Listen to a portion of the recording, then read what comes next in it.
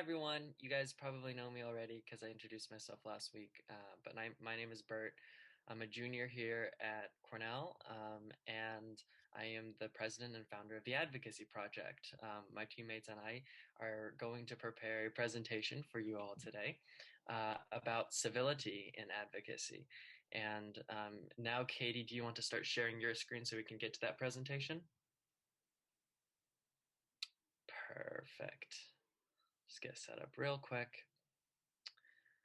I wanted to start out by saying that Sam's absolutely right. This is quite the experiment. I don't really know how this is going to go either, so we're really curious. But the first thing I wanted to say is I would have to be really, really cocky to get up in front of you and tell you to expect that I would be teaching something today. I think instead a much more accurate portrayal of what we're doing in today's experiment is sharing knowledge. My teammates and I here at the Advocacy Project have spent the past year collecting a lot of different experiences and stories about various other advocates. People like Sam, including Sam, in fact, who have really taken their skills in public speaking, in persuasion, argumentation, and of course, advocacy to the various avenues of their life where it's helped them change the world. And today, all we want to do is really share with you some of those lessons. Now, that said, you might be a little bit curious. Why is Bert the person speaking right now? Why is Callie going to be the next person speaking? Why is Osh going to be the person following her? And there's not much of a difference between who I am and who you are as a student. I think a lot of us have different stories about why we care about advocacy and why we're here in Sam's class today. So I wanted to get the ball rolling with tonight's presentation by sharing a little bit of my own. My parents were immigrants to the United States. And when they moved here to Denver, Colorado in the spring of 1999, they weren't very good at speaking English. And so, for the first 2 or 3 years, I actually learned Chinese first as my first language, and I didn't learn English until I started attending school here.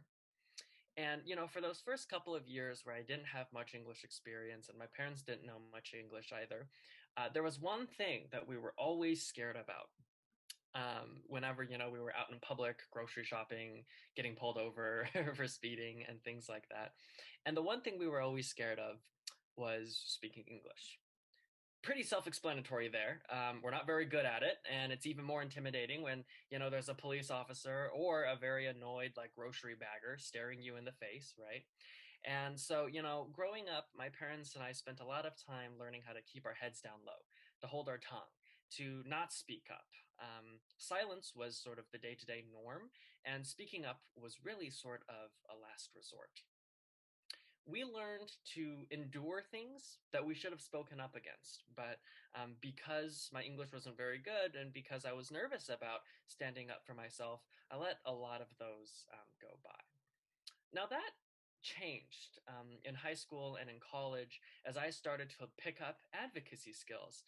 I learned how to debate. I compete here on both the speech and the debate teams here at Cornell. And as I learned more and more skills about communicating effectively, persuasively, and advocating for myself, I realized how important it is to have these sorts of skills in your toolbox, no matter what career you want to pursue. And this is probably why there's so many students who are taking Sam's class today who aren't going to be, I don't know, like lawyers in the future. Advocacy is a skill that permeates in everybody's lives. And that is the mission that we're after today with the Advocacy Project. Today, we want to talk a little bit about one of the more difficult parts of advocacy, and that's civility. Oftentimes, when you're standing up for yourself, it can get a little frustrating. It can get a little emotional. Tensions might run high as you're standing up for something that you really, really believe in. And we wanted to explore some of the nuances that we've discovered as we've interviewed various advocacy experts through their experiences with civility and advocacy. And so I'll let Callie take it from here to tell you a little bit and give you an overview of what we're planning to present and share with you all today. Hey everyone. So real quick before we dive into the actual content that we're going to be talking about, we want to promise you a few things in this process of knowledge sharing, as Bert mentioned. First, we're going to make sure that by the end of this class and the next class, we're also taking the next class next Wednesday, that you will know more effectively how to wield the power of your voices, right? How to public speak and persuade people, no matter what their background and no matter what yours. We want to work on strategies to inspire others to join your cause, whatever that may be. Give you a few ideas about how to stay positive when the going gets tough, because oftentimes it's hard to keep on advocating in the face of opposition. We'll talk particularly in this lecture about civil discourse. We'll address how to find resources like us in the Cornell community and beyond. And finally, by the end of next class, this is what we're really excited about. We know that you all just completed an advocacy assignment, so we want to make sure that we give you an actionable strategy. That's something that we'll develop together to turn that advocacy assignment into real on-the-ground change, right? A roadmap for you to say, hey, let me take my idea, what I'm passionate about, and actually mobilize this, put this into action. And so in order to do that, we just ask for a few things from you and also from the members of our team. Just that you give us your genuine engagement, your willingness to challenge your assumptions, because we'll be introducing some topics and some ideas that you might not expect. And also just that we all listen to each other as we're sharing our stories and the advocacy causes that we're passionate about.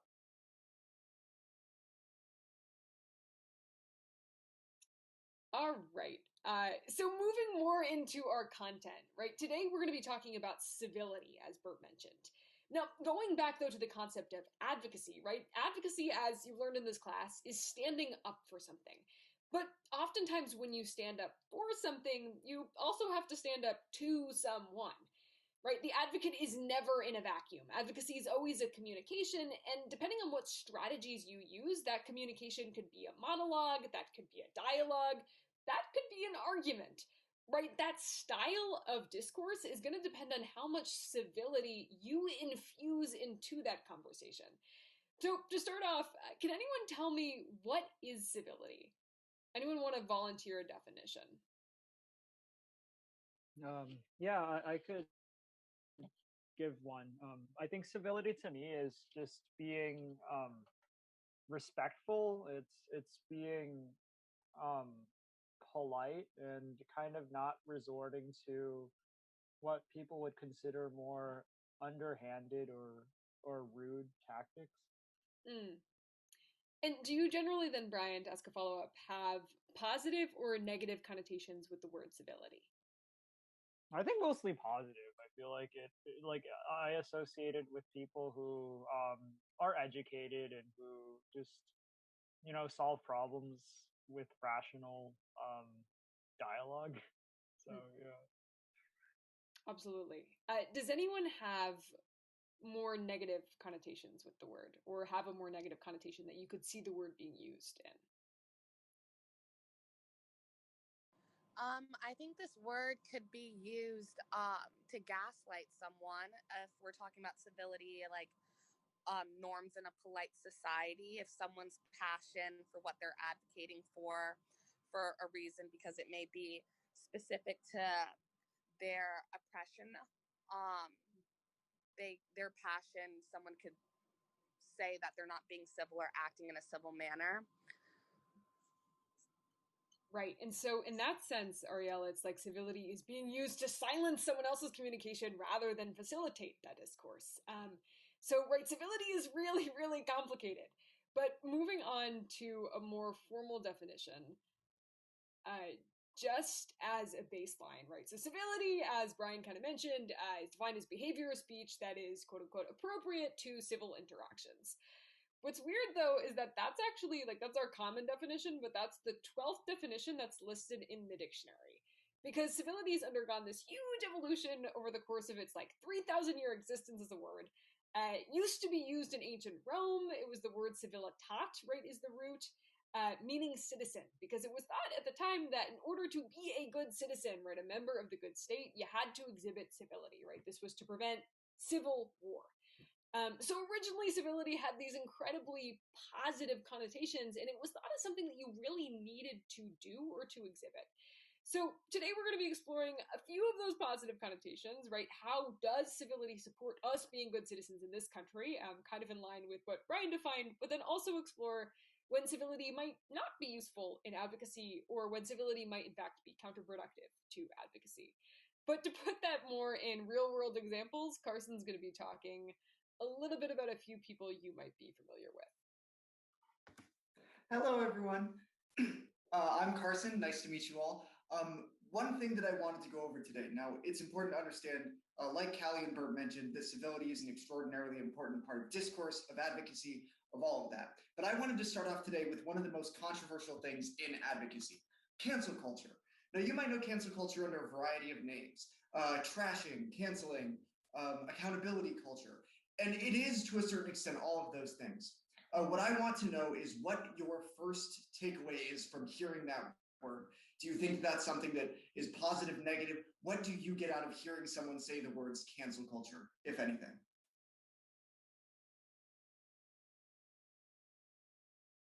I mainly just think of denouncing something, whether it's on the left or the right. It's just saying that something isn't okay and denouncing it. That's a great point. Now, if I can ask a follow-up, who's typically doing the denouncing and where is it occurring? Did you have any ideas for cancel culture, where that comes from in that regard? I think it's on both sides. I don't think that there's any one source. I think I've seen good examples of both sides doing it. Yeah, that's a good point. And for someone else, if I can ask this question, in addition to it happening on the left, on the right, from people of various political persuasions, is there a typical way that it happens? Is there anything that you associate with how cancel culture is carried out? Is it done on TV, social media? Like, what's the primary thing you think of when you think people getting canceled? I usually think of social media. When I think of that, I also think about echo chambers too, and how people's ideas about canceling someone or like an ideology can be like reinforced by other people, and that's sort of how it gets out of hand at times. Yeah, if I can follow up on that, when you say it gets out of hand, what are some of the negative things that come from cancel culture? And do you think that those typically override everything else? Sure. I think to like an extreme, some people may get like death threats, or, be threatened in other ways, which, beyond being productive and trying to, educate the person who said A or B, it goes to an extreme, saying that this person is completely, or, ideology is just completely wrong, rather than trying to educate. Yeah, absolutely. It can definitely drown out some intelligent conversation if a bunch of people are talking all at once and coming at someone. And Destiny brings up a good point in the chat too. I don't even fully understand what cancel culture is, and it's definitely used in conflicting ways. When some people say cancel culture, what they mean is taking people to account who have done terrible things, and when other people say cancel culture, they mean the My Pillow guy getting canceled for having a pillow or whatever it is. There are a lot of different ways that it gets used, and they're not always used to refer to the same thing. Now, that said, I wanted to show you guys a few different examples of what cancel culture can be. Now, the ultimate question to keep in mind is cancel culture a net positive? Is it worth having? And one of the first examples that I wanted to use is Congressman Matt Gaetz and his particular dealing with canceling. Now, Matt Gaetz was accused, he's a congressman in Florida who was a member of the House Intelligence Committee, and he was accused of having an illegal relationship with a 17-year-old girl. Horrifying. However, one of the things that happened when this news broke was that thousands of people went to Matt Gertz's Twitter account and started yelling at him, calling him a monster, evil, threatening him with arrest, threatening his house, doxing him. And he actually had to, over 100 times, he had to say that he was the wrong guy to various people adding him on Twitter, not counting any of the death threats or aggressive activity that happened to him when this news broke. Now, you might have noticed, this is not even the same person. He is not Matt Gaetz and never was. He was never accused of any of this, and yet somehow this news breaking about an entirely different person because he had a similar name that led to him getting thousands of hate messages. So this is one of the examples of cancel culture in the way that it's often talked about on Fox News or something like that, of this out of control hate mob going around and getting whoever they can get. Now, that is a definition of cancel culture, not necessarily the one that everyone is going to think of, but it's often a way that the word cancel culture is used. And I think that this is a pretty morally unambiguous event. It's pretty obviously bad that Matt Gertz, a man who did nothing wrong, nor was accused of having done anything wrong, got all of these hate messages. It isn't right that it happened to him. It could arguably lead to emotional trauma. It could hurt him in the long run. And that isn't a good thing. So that's a pretty unambiguously bad use of cancel culture. However, there are also some uses of cancel culture that we all know of that could be a lot more beneficial to society. And for that, I wanted to move on to Harvey Weinstein. Now, just so you know, there are some sensitive topics about assaults that are going to come up here, but we're not going to be discussing them in much detail. The point is that Harvey Weinstein is a massive Hollywood producer, founder of the Weinstein Company, which produced movies like Pulp Fiction. He was one of the most powerful men in Hollywood, and at one point several years ago, multiple women came out and accused him of being a sexual predator. And it was dozens upon dozens of women alleging terrible things that he had done. And this founded one of the most important movements of our time, the Me Too movement. As woman after woman came out against him on Twitter and social media and in public, it founded this Me Too movement that had women being more comfortable of coming out and eventually landed this extraordinarily powerful man in jail. So this is a much less ambiguous type of cancel culture. In the same way that the Matt Gertz example was unambiguously negative, they got the wrong guy. The Harvey Weinstein example was extraordinarily useful in the sense that it had a lot to help society with, that they probably did get the right guy. Now, I wanted to know, what are your guys' initial reactions to these? Are these both cancel culture? Are neither of them cancel culture? And what does it really do to have these events happen? So does anyone have any thoughts on these?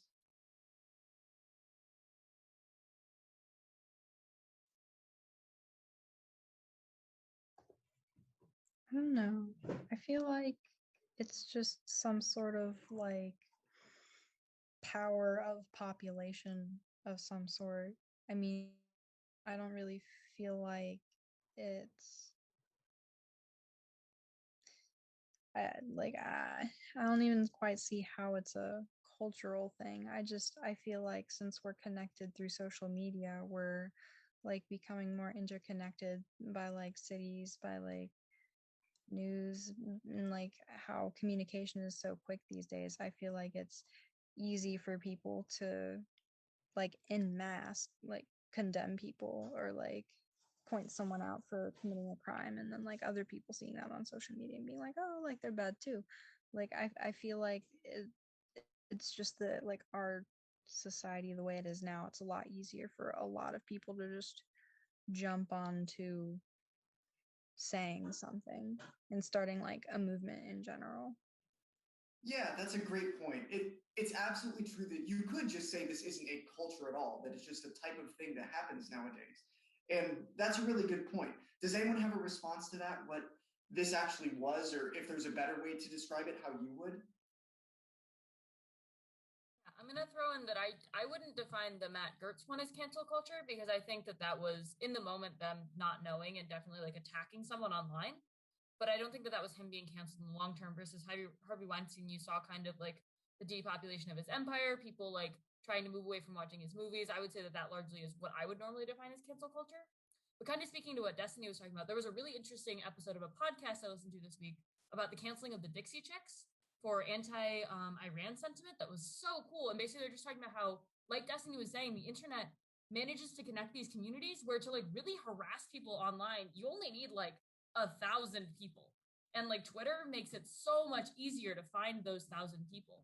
So as I think Reed just pointed out in the chat, it's a lot easier to like let cancel culture get out of hand when you can connect so many people.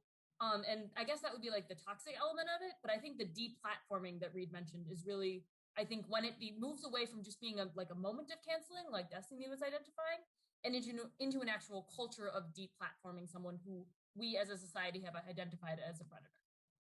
Yeah, that is a great point. I think that like it's absolutely true that, Margot, people weren't targeting Matt Gerth specifically. They just sort of ended up with him. And that was sort of a tangential thing to like what you and Destiny both mentioned, what came out of just having this new opportunity to, have your voice heard online, to get with other people and have direct access to these celebrities and extraordinarily powerful people. Now, I'm going to ask a question of all of you, because it seems like we're trending in one direction here. I would be curious to see if any of you think that Harvey Weinstein would have been put in prison, would have gotten legally convicted, like Reed mentioned, if you think that would have happened without Twitter, without the Me Too movement, without cancel culture, as it was saying. Do any of you think that he might have, escaped punishment without this backlash? Or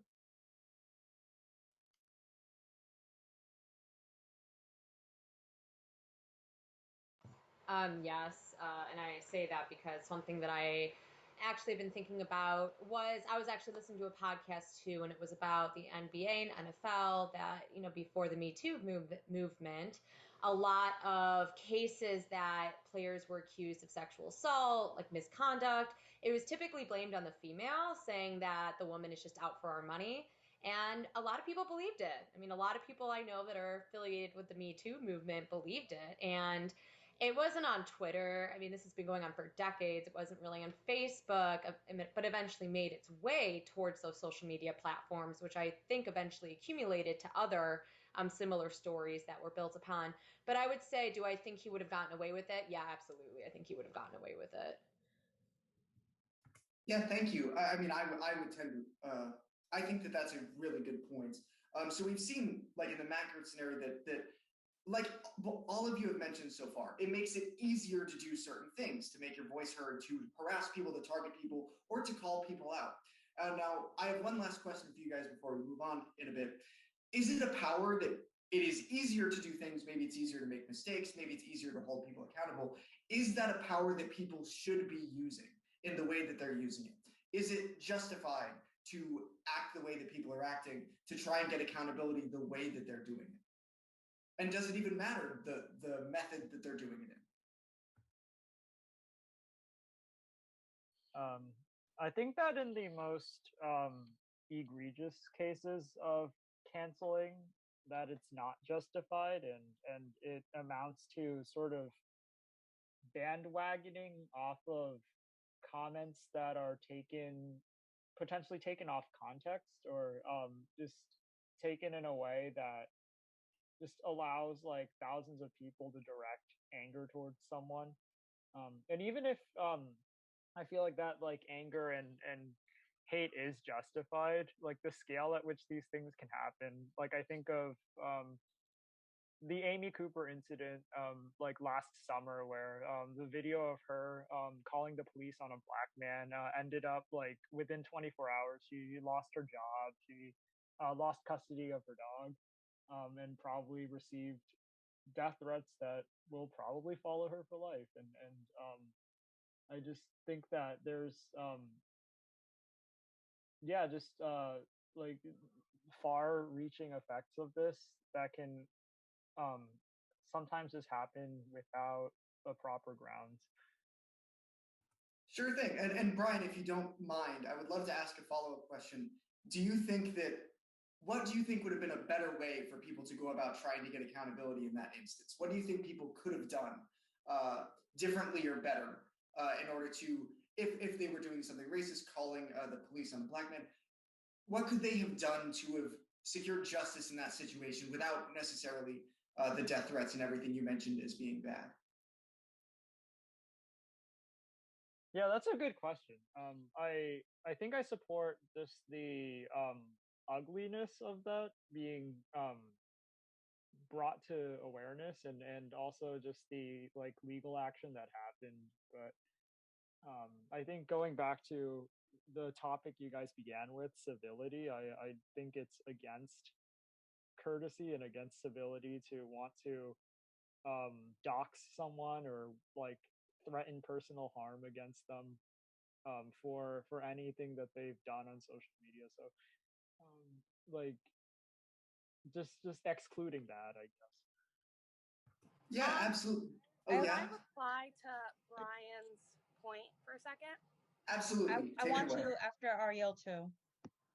I just thought the anecdote with the woman in Central Park and that dog situation, I agreed with what you were saying on principle. I thought that anecdote was a terrible one to use. If in any case, I think a cancel culture phenomenon would happen to that woman was worthy. And Brian, specifically, I just want to say that not everyone is deserving of grace and respect, especially when you use the police as a weapon to intimidate and attack someone.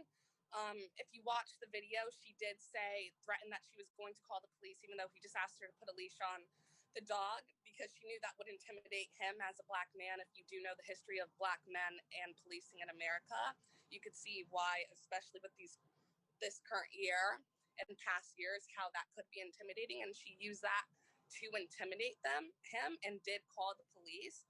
So there's just a sinister wickedness with all of that I don't think was deserving of grace or respect, and was deserving of cancel culture. Like you're going to get a reaction when you do something so terrible like that, when you do know the outcomes. That the police came there, they could have shot him thinking that his leash was a gun, as they all do, thinking a little boy carrying his phone was a gun, thinking that someone carrying a pencil was a gun, a bag of Skittles was a gun.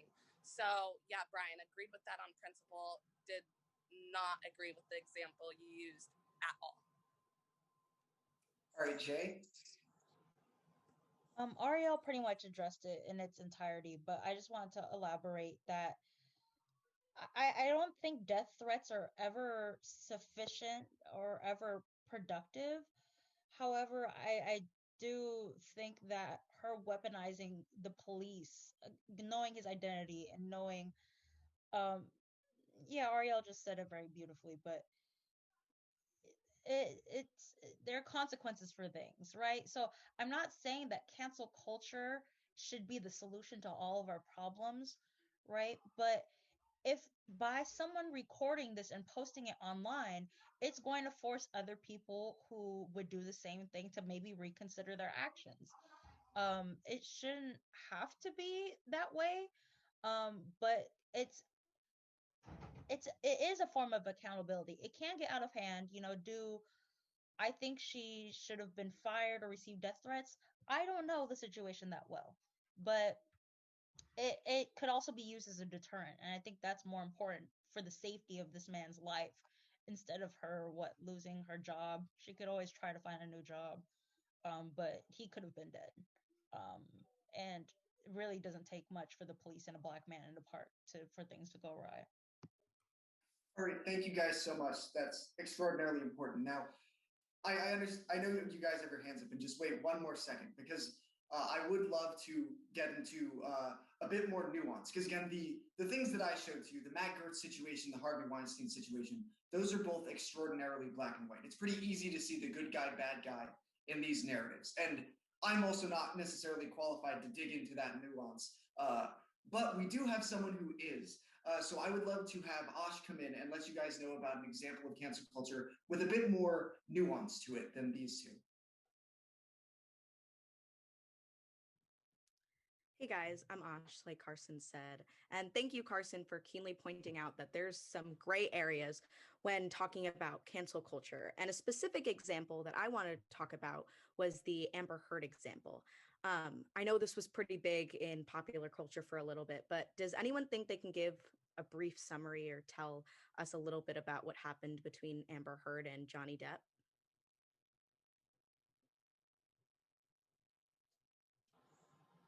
I believe Amber Heard accused Johnny Depp of domestic violence, and he lost roles and opportunities from that. His Hollywood affiliates didn't really associate with him as much, but then waves started coming in with his ex-wife saying that he would never do things like that, and his colleagues saying he would never do things like that. And then finally, I think his team let out a statement or something that he was actually the victim of domestic violence. So now there's that battle with him and Amber Heard. I believe they're still going through a divorce. Unfortunately for Johnny Depp, most people know of Amber Heard's side of the story and not his. But I'm not sure of the truth behind either side of the story. Yeah, and the truth hasn't specifically come out, and I'm not sure if it specifically ever will. But yeah, just to add a little bit to that. So Amber Heard, as many of you know, was one of the stars of Aquaman, and she was married to Johnny Depp for a couple of years. And then in 2016, she filed for divorce and then accused him of physical abuse. And like you said, Ariel, it's still unclear of whether or not that's true. But during the trial, it became clear with actual evidence that Amber Heard also physically abused Johnny Depp. And because of that, millions of people have started defending Johnny Depp and have called for Heard to be fired from Aquaman 2. And they're still making a decision regarding that. But simultaneously, people also believe Amber Heard, and then Depp was asked to retire from the third Fantastic Beasts movie, and he actually did. So my question to you guys is, do you think it was reasonable that society basically canceled both Johnny Depp and Amber Heard? Was there a better way to go about it?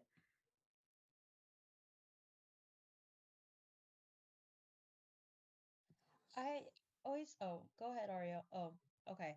I always think cases like this make me very sad because not only does it, in my opinion, it reduces credibility for victims coming forward, whether that be sexual assault or domestic violence or any other sort of abuse. Because especially when you have a public platform like that and you have such a wide audience, for you to come forward and make an accusation, whether or not it's true, is a big deal. So for you to come forward and knowingly make a false claim, I think that's discouraging. But as society, we tend to try to believe people who come forward, because why would anyone want to lie? So I think that's it's just upsetting.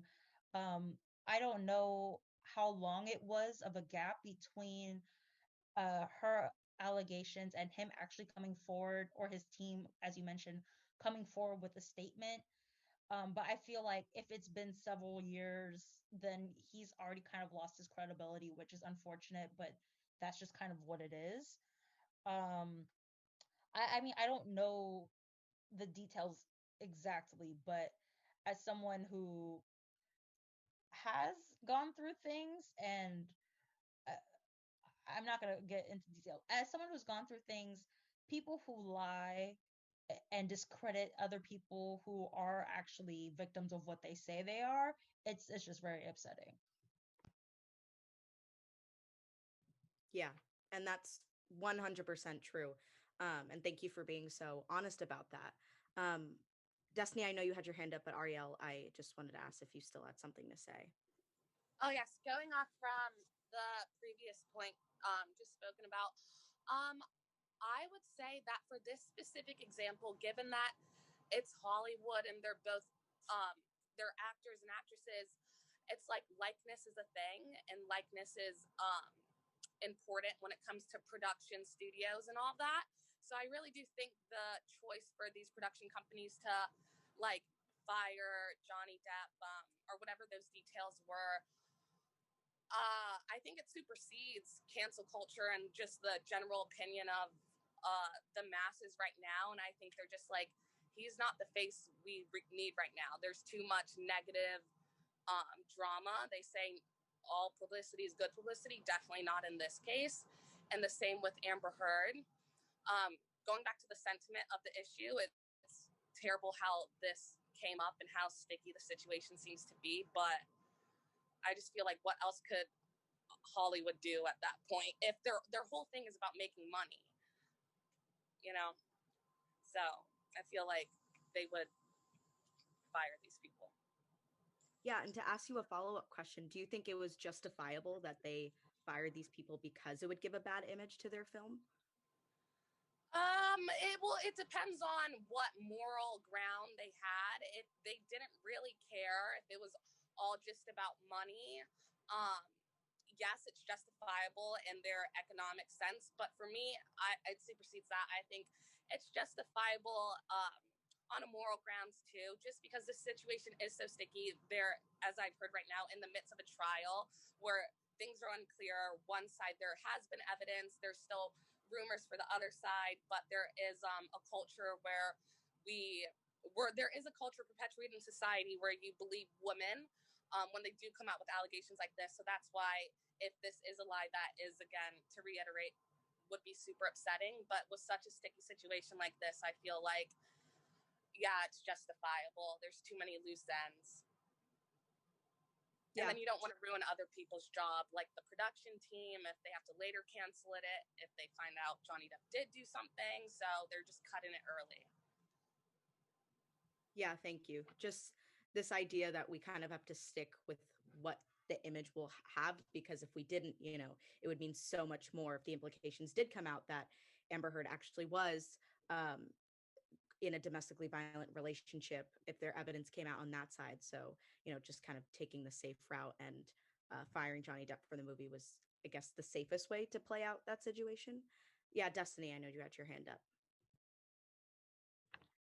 So I have a little bit of an opposite opinion.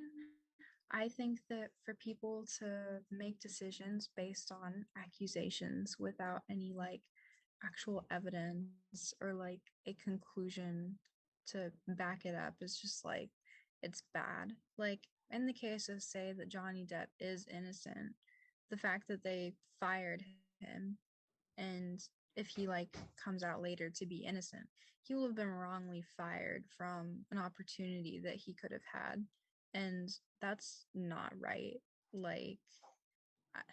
like people shouldn't be punished for crime that they may or may not have committed.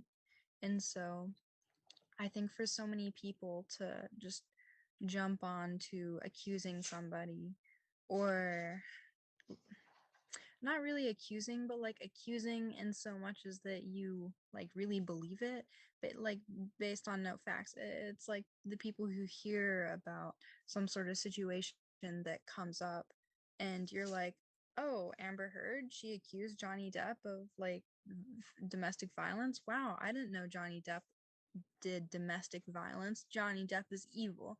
And like it really easily creates that train of thought. And I think whenever you don't pay attention to like what the trial actually comes out as a conclusion or something, it gets people to make decisions based on things that are not based on the facts that actually happened. And I think that that's just really unfair, because I mean, say Amber Heard was a victim of domestic abuse, then whenever the trial comes out and Johnny Depp is convicted, then they could fire Johnny Depp and they could find somebody else. But I think to act because of accusations that you don't know are true, especially since they go both ways, I think it's just really unfair to like fire anybody because you don't actually know what the true situation is. Yeah, definitely. And I think it definitely can vary from context to context, from person to person, whatever example we're talking about. But I think what you've keenly touched upon is that cancel culture creates like this trend where we jump on a bandwagon, but sometimes forget what cancel culture can actually do to people's lives. You know, it can ruin careers, and we can bash them in the public eye when sometimes they didn't even deserve it, like we were talking about in Matt Gertz's case. But I think what Jay was touching upon, that was actually one of my follow-up questions, is because Amber Heard has, you know, publicly labeled herself as a domestic violence survivor, but we don't even know if that's true. And people have called her a liar. While it's important to note what cancel culture has done to both Johnny Depp and Amber Heard, when we silence and canceled Amber Heard, did we indirectly silence other victims from coming forward and sharing their stories? Did we normalize judging and canceling victims?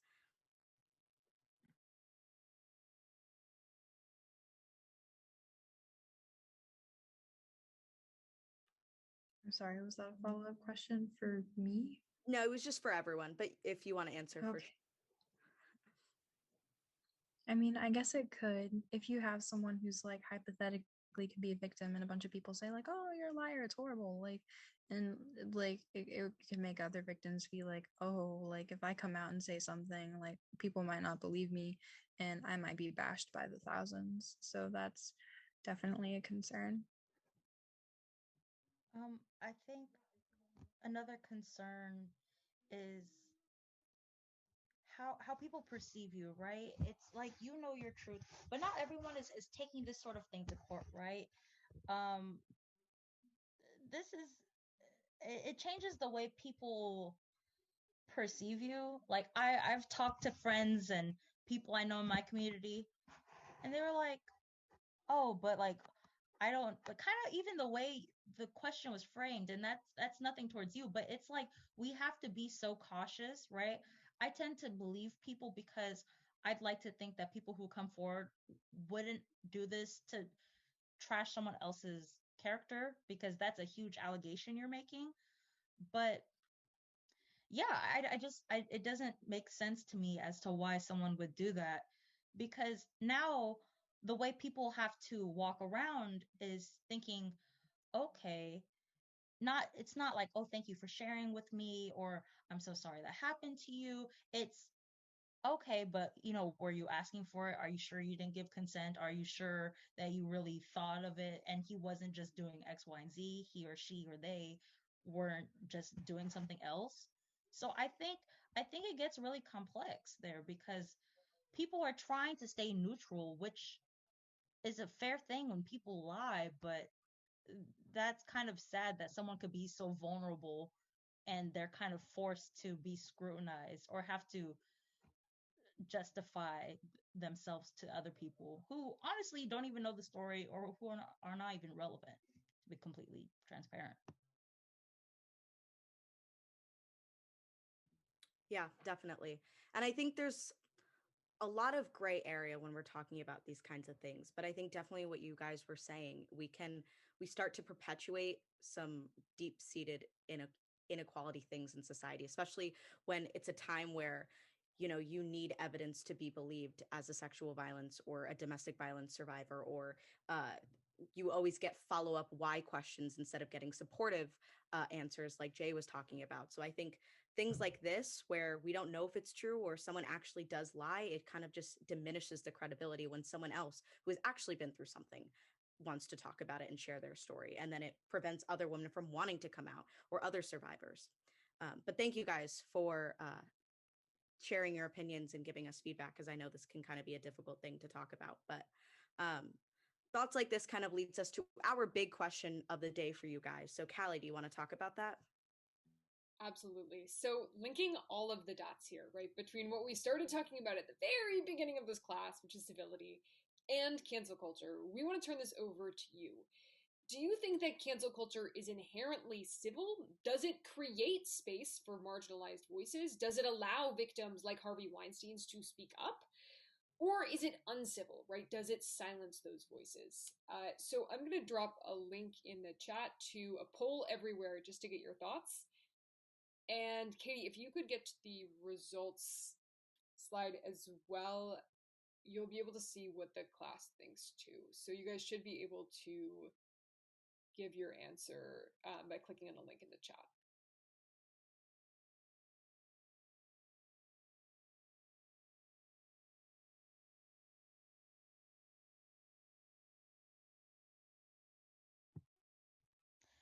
Okay, I guess my question is civil being seen as good, or civil, because civil could mean a lot of things. And I know we talked about that definition at the beginning, but it's not civil to hold someone accountable when it comes with force, but it might be the right thing to do. So I don't know what. Yeah, I think that this question is hard for exactly that reason, right? There are, just like there are a million definitions of cancel culture, there are also a lot of different ways to define civil versus uncivil, because, right, the original definition we have, or we had at the beginning, said, you know, behavior that's appropriate to polite interaction, and appropriate is subjective to who you are, right? So that could mean different things to different people. Jay, so thanks for pointing that out. I still want to see if you can interpret, like, given the definition we have, right, appropriate behavior, I suppose, try to answer the question in that framing, but we're going to talk about the answers that you gave in just a minute. So when everyone's had a chance to respond. So someone who said that cancel culture is the majority, right, vast majority of the class, cancel culture is uncivil. What do you mean by that and why? And also, what is your definition of civility, to go off Jay's point?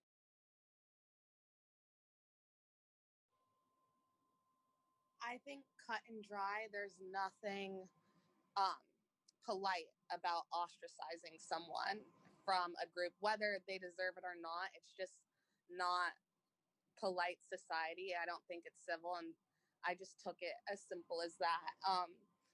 And sometimes not being civil is maybe the correct way to act in situations. I'm not really weighing whether or not being civil is good or not. It's just that, like, ostracizing someone, I don't think is ever polite. Absolutely. And also, thanks for bringing up the point about, right, we're not necessarily making a judgment on civility in this question, because there might be times when it's useful to employ what aren't considered civil tactics. So now, someone who answered civil, do you want to offer a defense of that? I said that cancel culture is civil. I kind of was thinking between the two, but my logic for civil is that I don't know. I don't even like the term cancel culture because some of it is canceling, right? Kind of like the example with the person getting the death threat, the threats or whatever, and that's wrong. And it was the wrong person. But I mean, people are. I don't think ostracizing people from society is what's happening here. I mean, is it wrong to call people out? Not wrong, but I think you could call someone out who has a platform and address the problem that they've made, and that you're getting singled out, but that's kind of, it is what it is. So to kind of progress society or to progress whatever, it's just kind of a civil duty to do whatever. But whether it's good or bad, I don't know. I still kind of am unsure. Interesting note there about this being a duty, right? Because that again goes back to the original definition of civility, saying, hey, this is actually helping facilitate discourse. We're making our world a better place to kind of call out or, you know, address like if there are issues in this world, like maybe that is the most civil and just thing you could do is to kind of open the eyes of your peers to them. But Christian, I see you have your hand up. I just wanted to address what a couple of people in the chat brought up, as well as what I've been wondering the entire time. I think there's a lot of cases out here when we use the term cancel culture. Like that one woman in the park, I could understand why you'd want to be aggressive with that because she pretty much did threaten someone's life. On the other hand, though, you have someone like James Gunn, director for Marvel, who a group of people on Twitter tried to strip away his entire career for something he said 8 years prior that really was not that offensive, not that bad, not that dramatic. And they decided that a group of people would then attack the individual for something that most people in real society would say has no real consequence. No one was directly hurt. No one was really that offended outside of a very small group of people. I would say that's what cancel culture is. And I think there's no way that could be deemed civil. So when you say, Christian, just to ask a follow-up, that the James Gunn example, you would deem that cancel culture. Do you think that the Amy Cooper example was cancel culture as well? Or would you put that in a separate box because you think the effects were net positive on society and not net negative? No, I would still say it's an absolute net negative. I'm not going to lie. I think that in that kind of situation, there needs to be some sort of, to use the term civil, some sort of trial, some sort of civil trial or legal trial, because she did technically threaten a man's life by calling the police. Why are we not using the judgments that we have set in place for society? Why are we letting the populace decide? Let's look back to the Bible when Jesus, and I'm not very religious, but just use the example, when Pontius Pilate let Jesus go, or Barabbas go instead of Jesus. He let the crowd decide solely because he knew the crowd could get worked up in a frenzy and be led by a small group of people that winds up ruining someone's life. And that's, granted, that's a historical example that we don't know actually happened, but it's very relevant still to modern society. There's no reason why one group should have such a loud influence. And so I see that you've kind of called out, oh, Ariel, I saw you unmute. Oh yeah, could I just reply to Christian and just ask him a question? But Christian, I would just say in response to how overall you think cancel culture is a net negative for that situation as well. I think Amy in the park. And then you used court as an example, as a means for justice. But we also do have to remember that some systems don't protect certain groups of people as well as they do for other groups of people. So sometimes the court of public opinion is very important, and sometimes the court of public opinion serves as an immediate deterrent rather than a long, drawn-out case. And actually, I'm pretty sure she did go to trial for this, or it was litigated, and she has to do community service. The guy she threatened in the park said he just doesn't want anything to do with that anymore. I'm guessing trauma. You can have your guess. But it seems like some community service hours wouldn't, I don't think, have the same effect with her as did the doxing of her on social media. Like, I'm not sure. I think she needed to know the gravity of her situation and what she did. And I think the court of public opinion was the right way to go for that.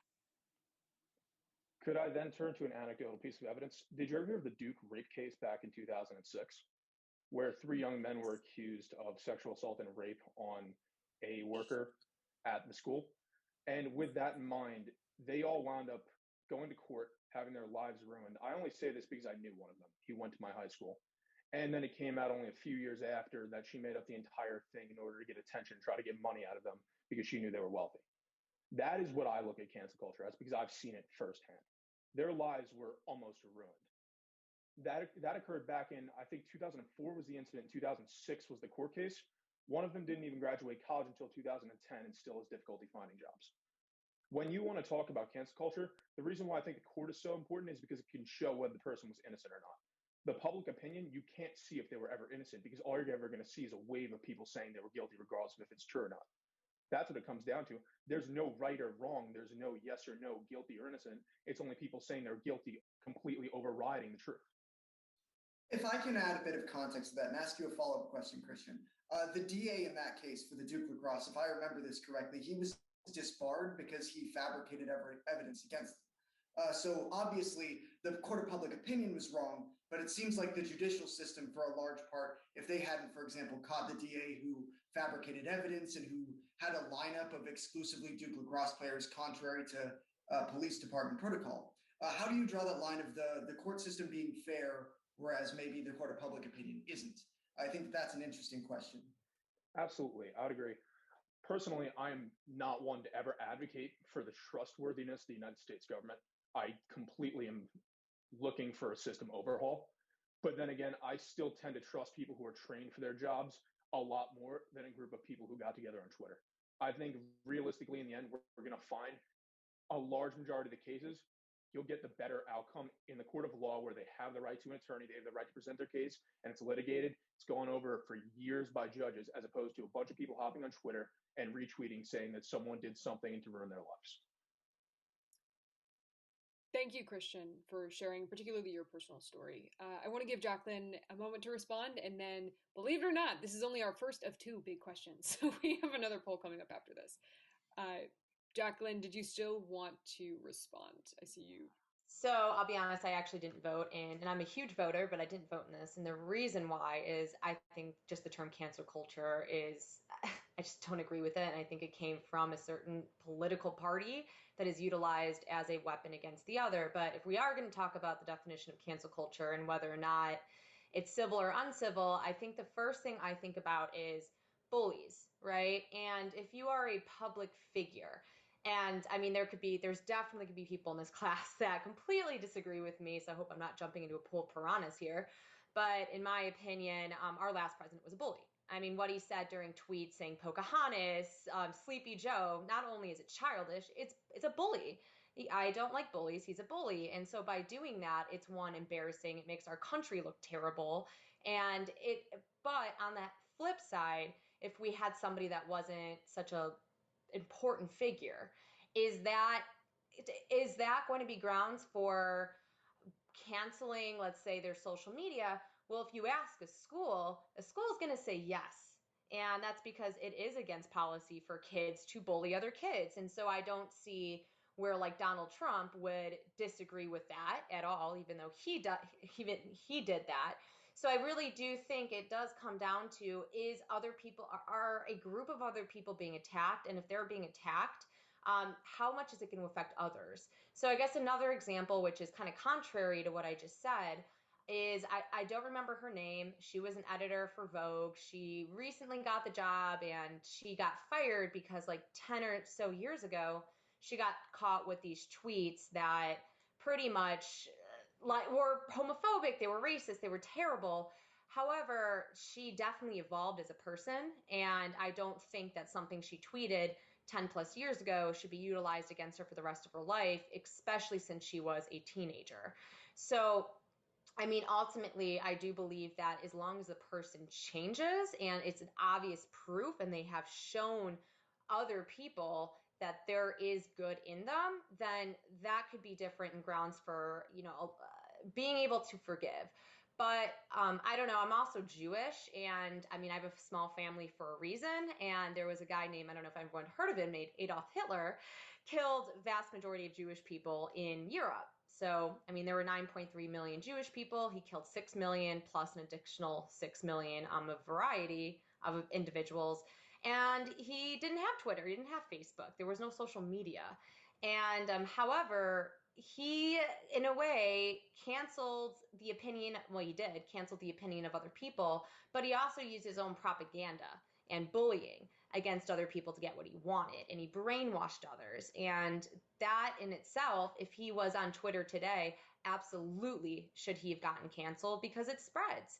So if that was a time where we didn't even have social media and now we have social media and we're seeing the uprising of white supremacists that did typically vote for one party, but they actually weren't active voters until Donald Trump came. So we cannot allow the spread of populism that's going to affect thousands, I mean, not thousands, I mean, it would be millions and even could be billions because we're the United States. So I would say overall, I don't like the term cancel culture just because there's so many gray areas. And I guess I finally will say, like, I really dislike safe spaces on universities. I think it's completely ridiculous. And if you cannot handle somebody else's opinion, then you probably shouldn't be at a university yet.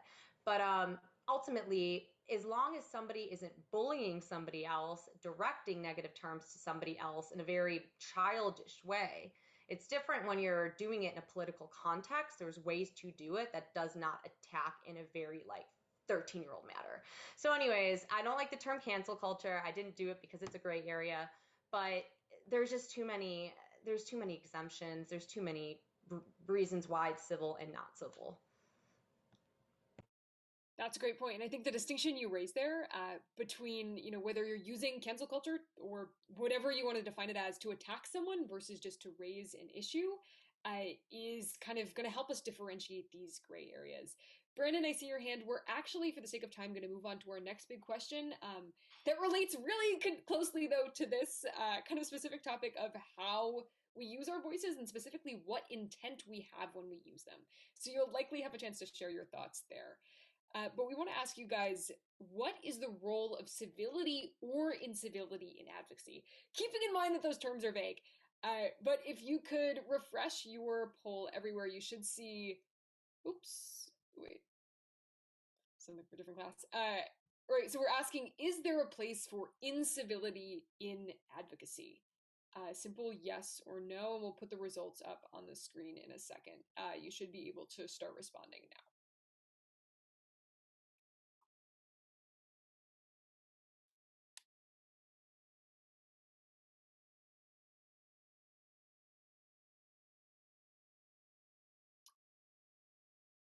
And yeah, the link is in the chat. It's the same link as last time.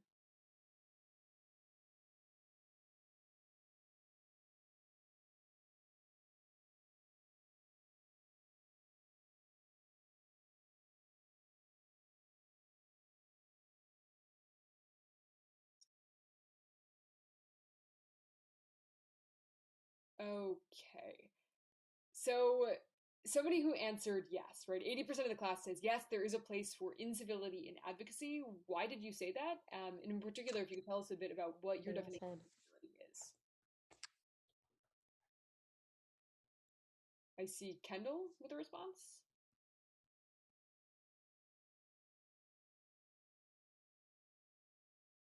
Anyone who answered yes.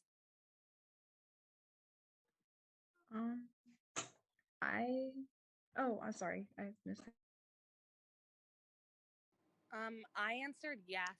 I'm thinking about it as means to an end. The type of advocate you are and how you advocate, it's typically like a means to reach a certain end. And if incivility can reach that end, then yes, I think there's a place for it in advocacy.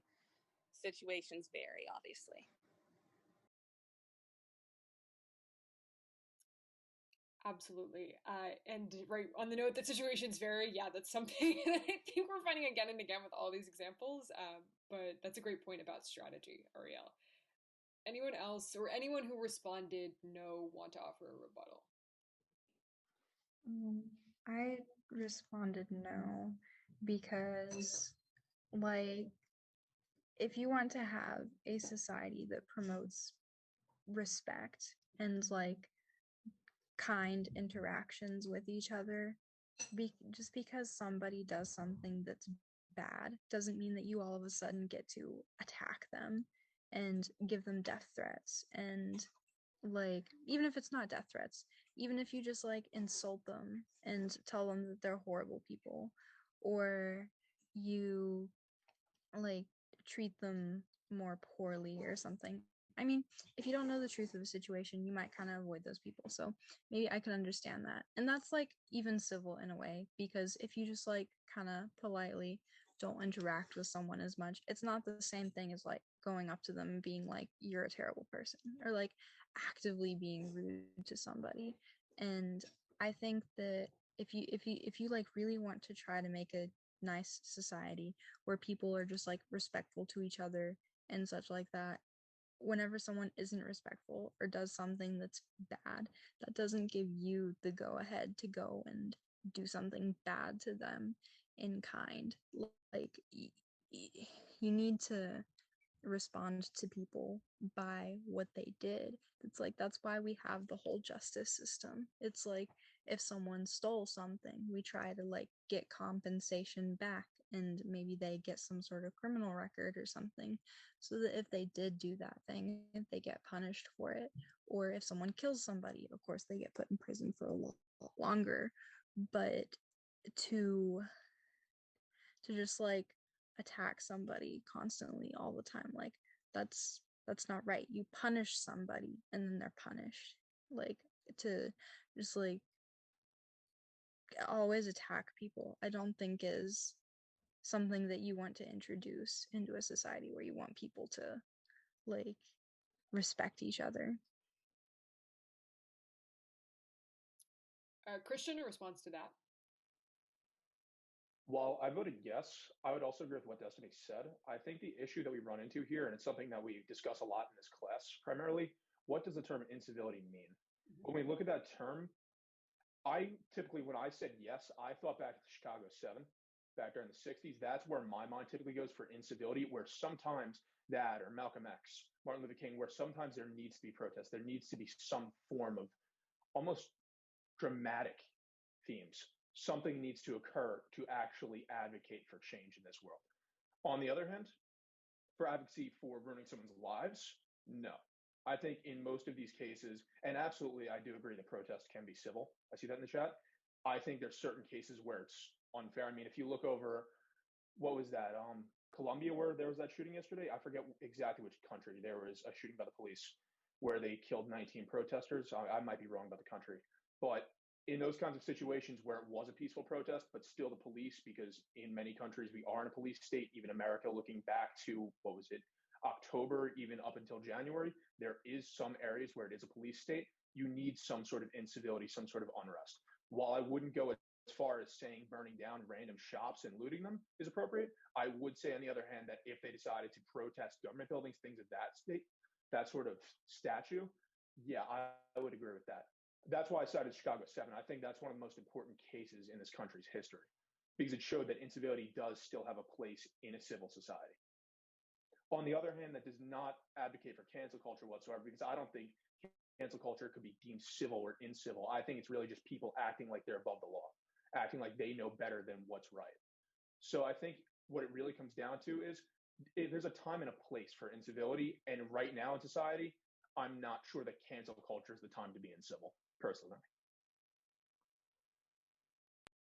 Thanks, Christian. And we're going to flesh out too a little bit more of these more gray areas as the presentation moves along, when you might want to use incivility or what could be perceived as incivility as a strategy in your advocacy. And also, like Destiny mentioned, right, saying I feel like some protests can be civil, right? Protest is in a lot of cases called civil disobedience. What does that mean? And how can that be different things to different people? So we're going to close up this question with one last response from Jacqueline. Yeah, so I actually do agree with Destiny to an extent. So, I think the Chicago 7 too, by the way, was an awesome example. But if I were to vote on this one, I would have voted yes. And the reason why is, so I would say no to let's say yes and no, but no, I can use the insurrection as an example that happened on the Hill in January. You know, I don't find it a problem that Trump protesters wanted to protest. I mean, there were definitely a lot of peaceful protesters, and sometimes I get a lot of slack from my liberal friends, and I am very liberal, that it was this idea that every single protester was like destructive and a terrible, and I can't agree with that. However, at the same time, we had so many people that took it to the extreme, and they ended up getting into the Capitol. And I actually had two friends that were working in the Capitol that day, one of which told me that she thinks she's going to die. And after watching the video, I literally thought she was going to die at that point. And that hits you hard. So, like, I know we're going to talk about gray areas next, but on the flip side, something that I noticed I've noticed a lot of conservatives will compare it to the BLM protests, because there was like some looting, but no one, they weren't trying to kill people. So I think that's a big difference. Now looting, I don't agree with, but at the same time, I was living in DC, and there were so many helicopters. There was the Hill, like the Supreme Court, the Senate. There were so many, like, military. It was so militaristic that it seemed like we were about to go to war. And I felt like I was in a war zone. Although the result of the protest, there was no looting, actually. It was very, very peaceful. But when we looked at the insurrection, police let them in. I mean, I do think it depends on who is affected by it and who the group of people are. So it is difficult to really kind of differentiate those two. And I would say, at least with the Black Lives Matter movement, I mean, if I'm white, I cannot be in the shoes of somebody that is non-white. But if, the police have been getting away with killing and injuring people without any grounds, that white people get away with all the time. I mean, I'll be honest, there are things I've done in the past that I got away with, and I knew it was because of the color of my skin, because my friends who were in the same car with me were Black, and they got arrested. So, and so it's hard, because you're going to have a group of people that are going to riot. Like, if law enforcement is going to continue to really believe that they are above the law, that isn't a necessarily bad grounds to eventually riot. And I get it. If that's the only way to wake the community up, I think it actually did. And I've noticed corporations are behind this movement, and they wouldn't be behind like the Proud Boy movement and around the White Lives Matter movement. They would not even dare touch it. And there are reasons behind that. So it's difficult, but there are times, I mean, it depends. I don't want people to get hurt. And so ultimately, if people aren't getting hurt, I don't care if there's graffiti. If that's what it takes for people to finally realize that something is happening, then that might be acceptable. We're going to zoom in a little bit and talk about kind of what we've been dancing around this whole time, and what Jacqueline referenced, which is, you as individuals, how do we decide when to use our voices in certain ways and how do we decide maybe when not to. So we're actually going to jump into a breakout room. And I promise, I know you guys have been going for a long time, so I promise after this, shortly afterward, we'll have a break. But before that, Asha's going to explain the contents of this room, and then we're going to separate into smaller groups for a sec. Yeah, thanks, Callie. And I think, as we all can probably agree with, advocacy is speaking up for yourself or someone else when it comes to a specific issue. But I think sometimes we forget that effective advocacy is knowing when it is actually your place to take a stand. Sometimes we can be harmful advocates and we don't even know, because we don't know when it is our place to say something, or we don't even know what to say at the same time. So our first activity is we're all going to get into breakout rooms. One of us is going to be with you, and some of our other TAs from the Advocacy Project. And our question for you guys is going to be, can anyone think of any real world example where someone spoke up and perhaps shouldn't have? And this could be an example from your life, from someone you know, a political example, a historical example, social, anything. But an example where someone spoke up and maybe shouldn't have.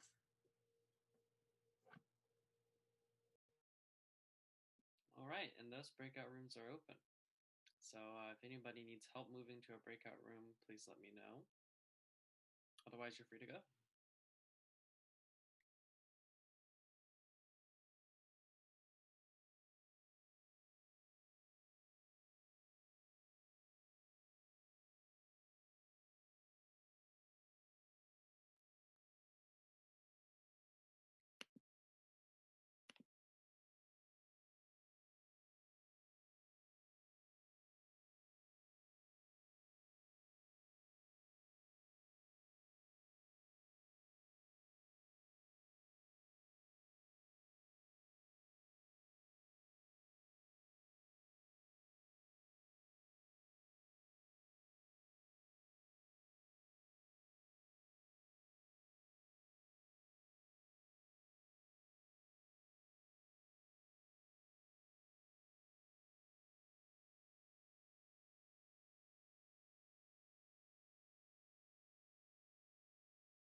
Hi, Patricia. Hi, Aiden. Hi, Taylor.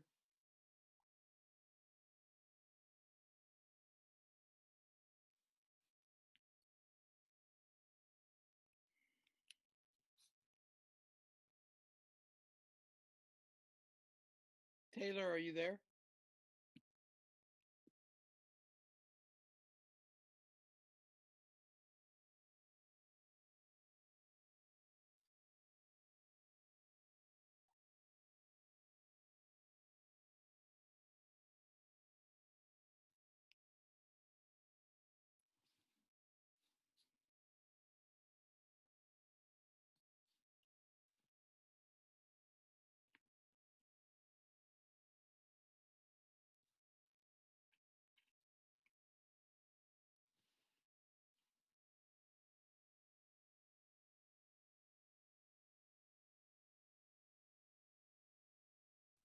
Hey, Sam, I have a question about the 1NC. Yeah, I'm just reading in the chat right now.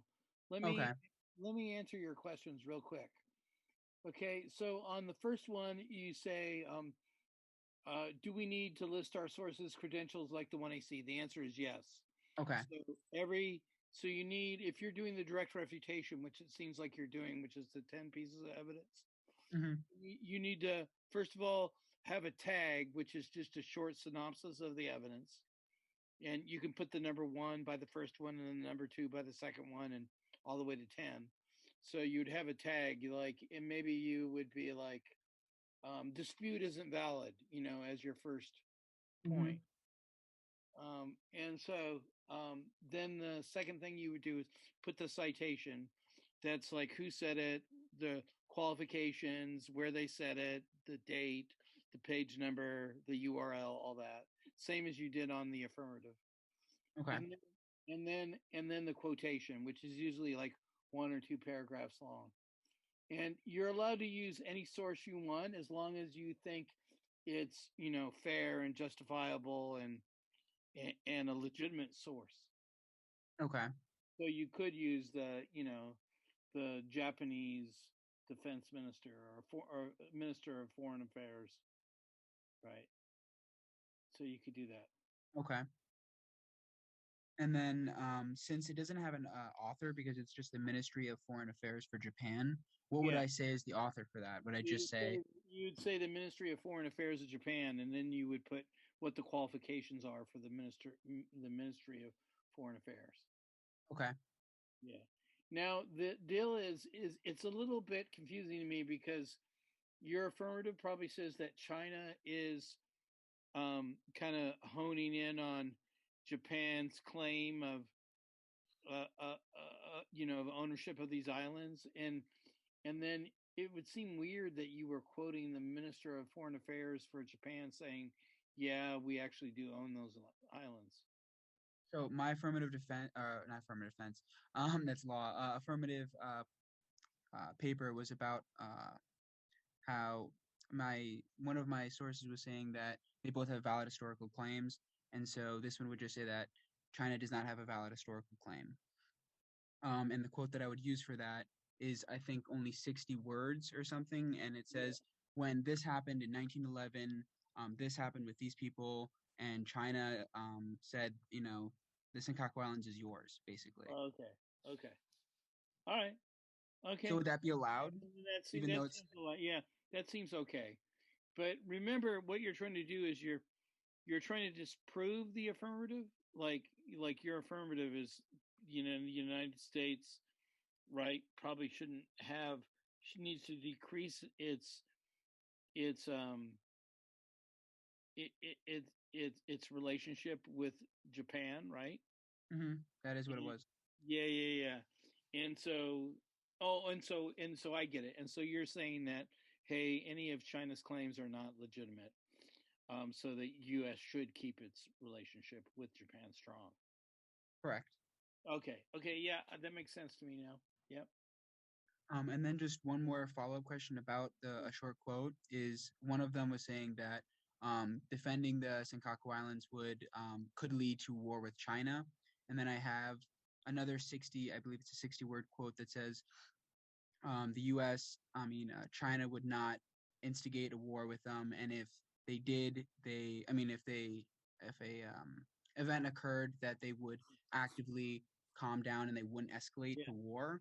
It sounds like that was a really good quote. I'm just worried about the length, and probably for the same reason you are, because it's okay if they make an assertion, but then they have to give the reasoning behind the assertion. If they're, a really bad quote would be like, "No, they won't go to war," with no explanation. So in the remaining part of those 60 words, does it give kind of an explanation as to why China would or wouldn't do what they would do? So actually, the source of all this is from Rand, and so the entire paper is pretty much about it, and they go into extraordinary depth, and so there's like paragraph, okay, firstly, this reason, second, this, and so it would be difficult. Ideally, the quotation that you use needs to at least kind of talk a little bit about that. Otherwise, just go to the in-depth stuff. Do you know what I'm saying? Because a 60-word quotation that's just an assertion with no reasoning behind it isn't a very strong argument. Okay. All right. Thank you for answering my question, Sam. Yeah, sure. You're welcome. I think people are going to start rolling in, Sam, and we'll probably take a break for the next 5 to 6 minutes. That sounds good. How are you holding up, Bert? I'm good. I started out a little nervous, but I feel like we've had some really awesome discussions and really interesting points being made. Well, according to my screen, we've only lost 93 participants. We're down to 7 participants. Well, it looks like those numbers are changing real quick, Sam. Okay, good.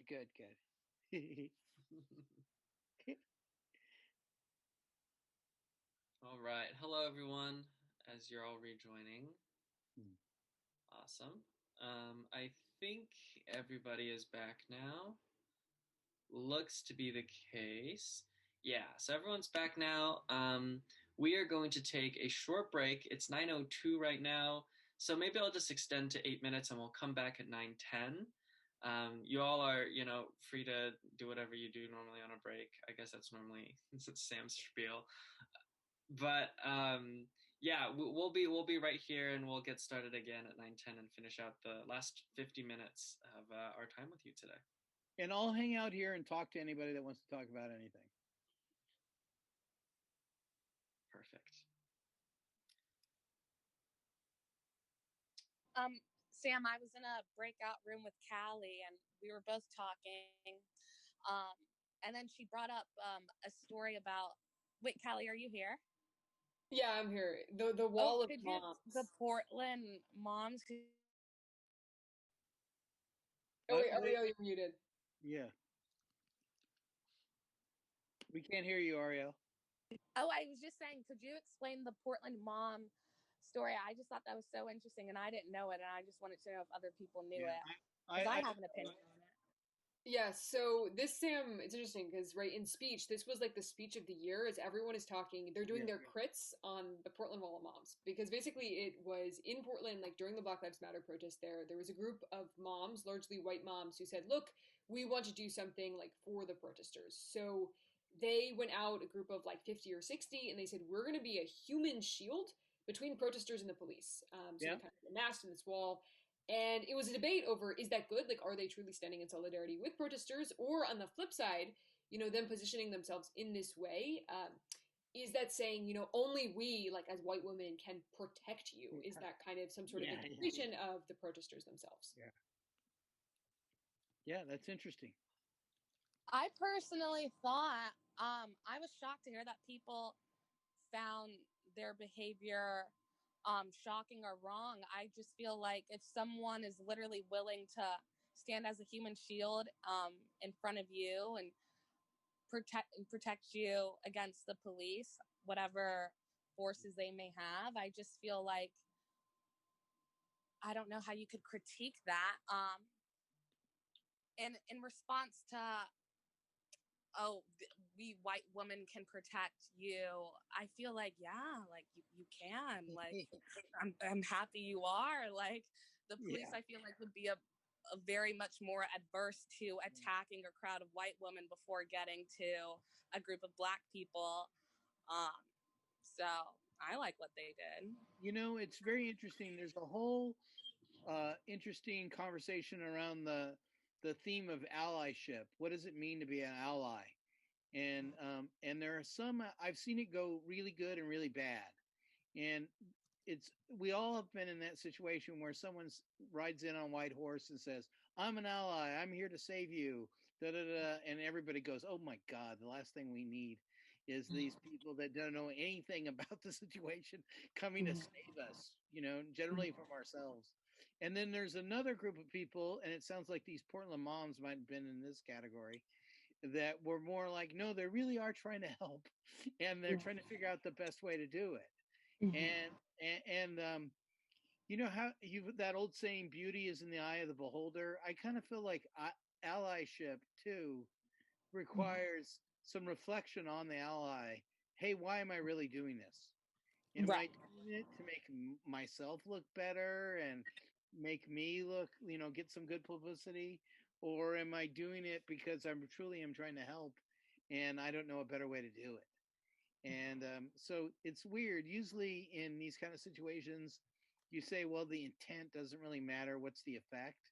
But I feel like the intent does matter. Like, what's their real true motivation? But maybe I'm wrong about that.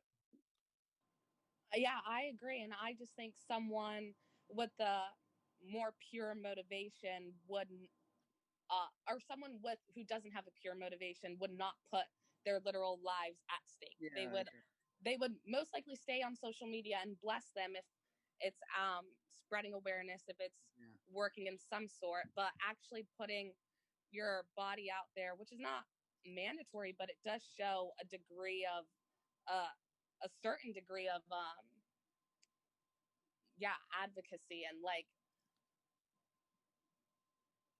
I don't know. I don't know how you could critique those women.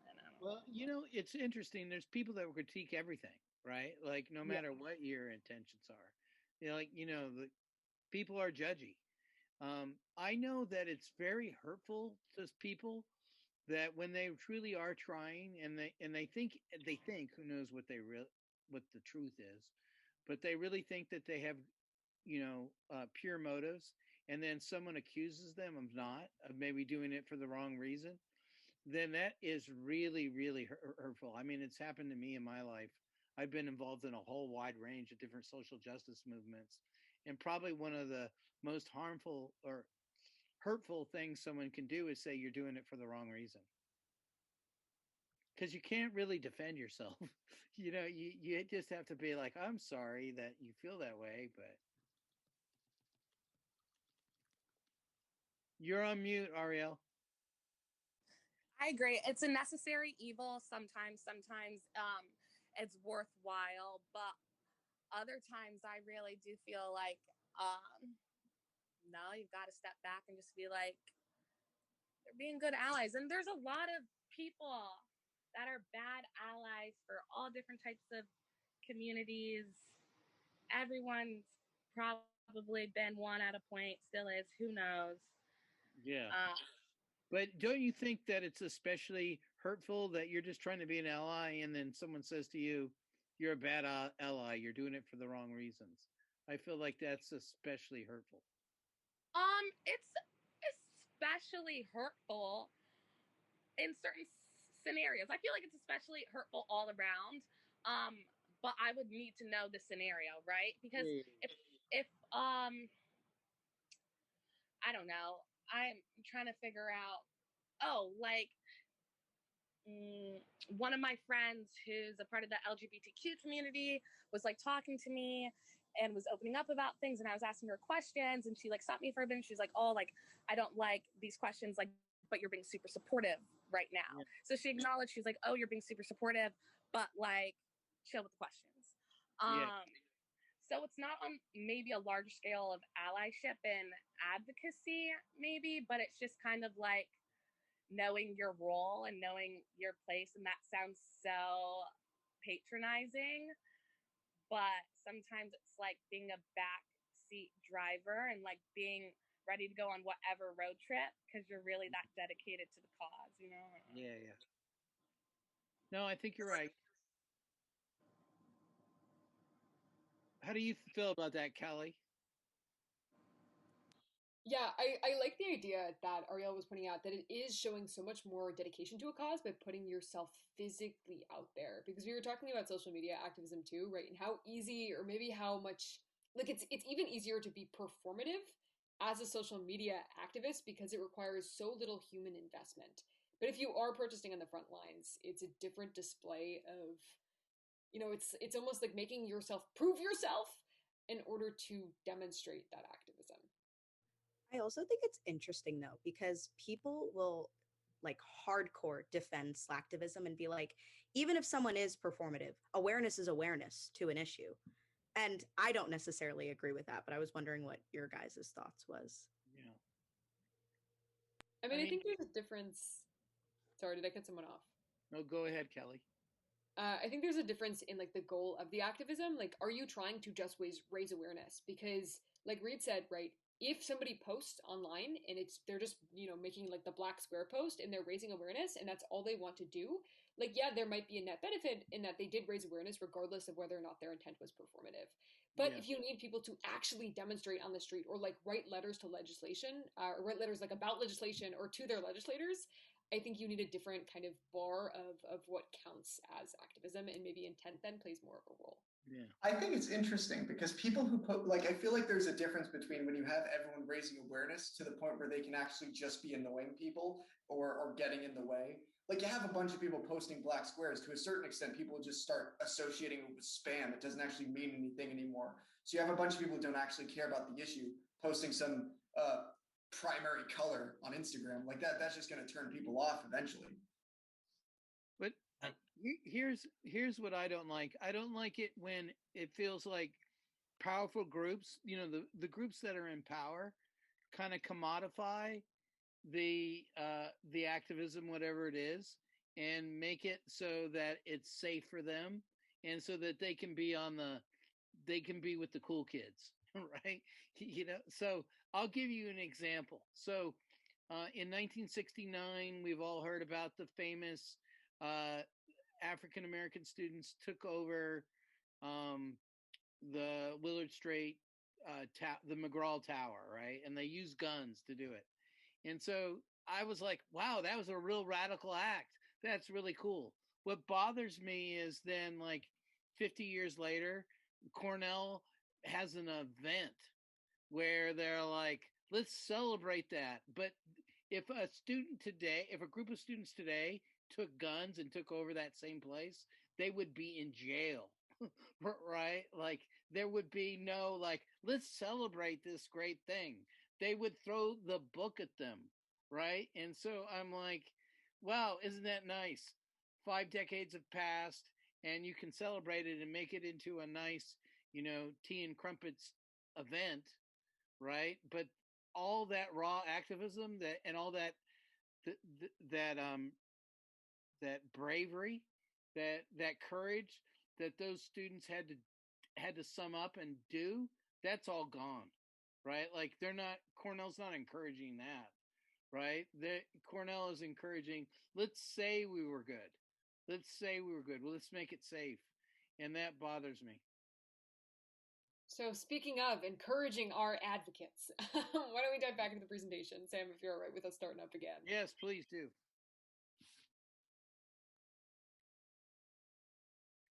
All right, I think Sid is going to be taking it away here with a brief note on growth and advocacy.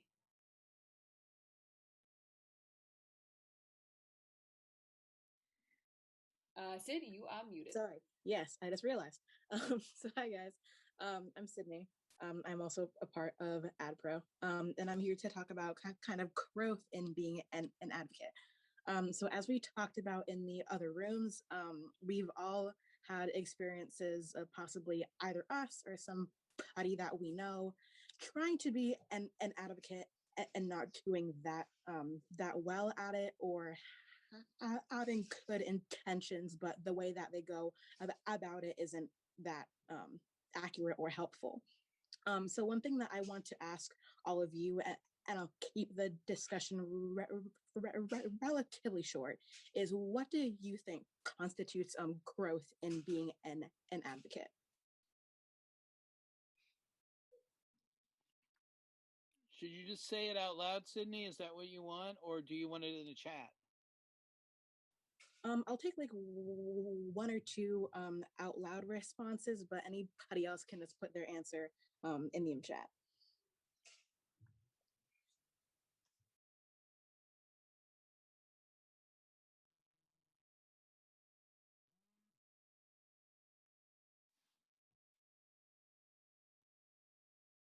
Can you ask the question again, Sydney, just so everybody knows what it is? Yeah, of course. So the question that I posed was, what do you think constitutes growth in being an advocate? So if you see somebody like grow as an advocate, what would you say that constitutes? And sorry, I couldn't see. I saw that Matthew had his hand up. So did you want to respond? Yeah, I could totally respond to that. At first, I thought that we were going to discuss what we were talking about in the breakout rooms, but I think that David, who was in my breakout room, exhibited some growth as an advocate. Don't want to go into his story because it was personal, but he basically took a time when he noticed that he might have said something where he had good intentions, but it really wasn't in his place, and he became a lot more self-aware about when it was the right time to speak up. So really just taking into account context and timing, and really keeping in mind, the feelings and, the optics, I guess, of the group that you're trying to help is pretty important as an advocate, I'd say. Yeah, for sure. And I'm also seeing some awesome responses in the chat as well. And so the answer to this really is that there is no one answer, because all of us as students and also as advocates have our own journeys in being advocates. So one instance of growth in one person may not be the same for everybody, and that's kind of the beauty in being an advocate, that everybody advocates in their own way, And even though we might not have done well in one respect and one instance, that doesn't mean that you're a bad advocate. It just means that you have your own journey of growth to excel on. And so I think that's what we all kind of want you guys to take away, is that there's no one way to both be and grow as an advocate. So going on in the presentation, I think that Bert is going to teach you all a useful way of being an advocate. So. Yeah, so maybe not teach, but share. Like I said at the start of today's presentation, we've had the chance at the Advocacy Project to speak with a lot of advocates who've been doing their thing for a very long time. And from these experiences, we've gathered four main things that we think, when you think about them before you advocate, make a massive difference in your success as an advocate. And we wanted to share those with you today in an acronym.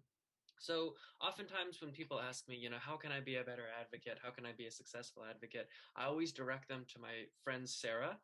Sarah is a very cool advocate. She's been doing her thing for a very long time. And in fact, she is an acronym that stands for story, audience, resources, and action. So I know there's a couple acronyms that have been floating around class already. I think there's a pecan. There's a couple others.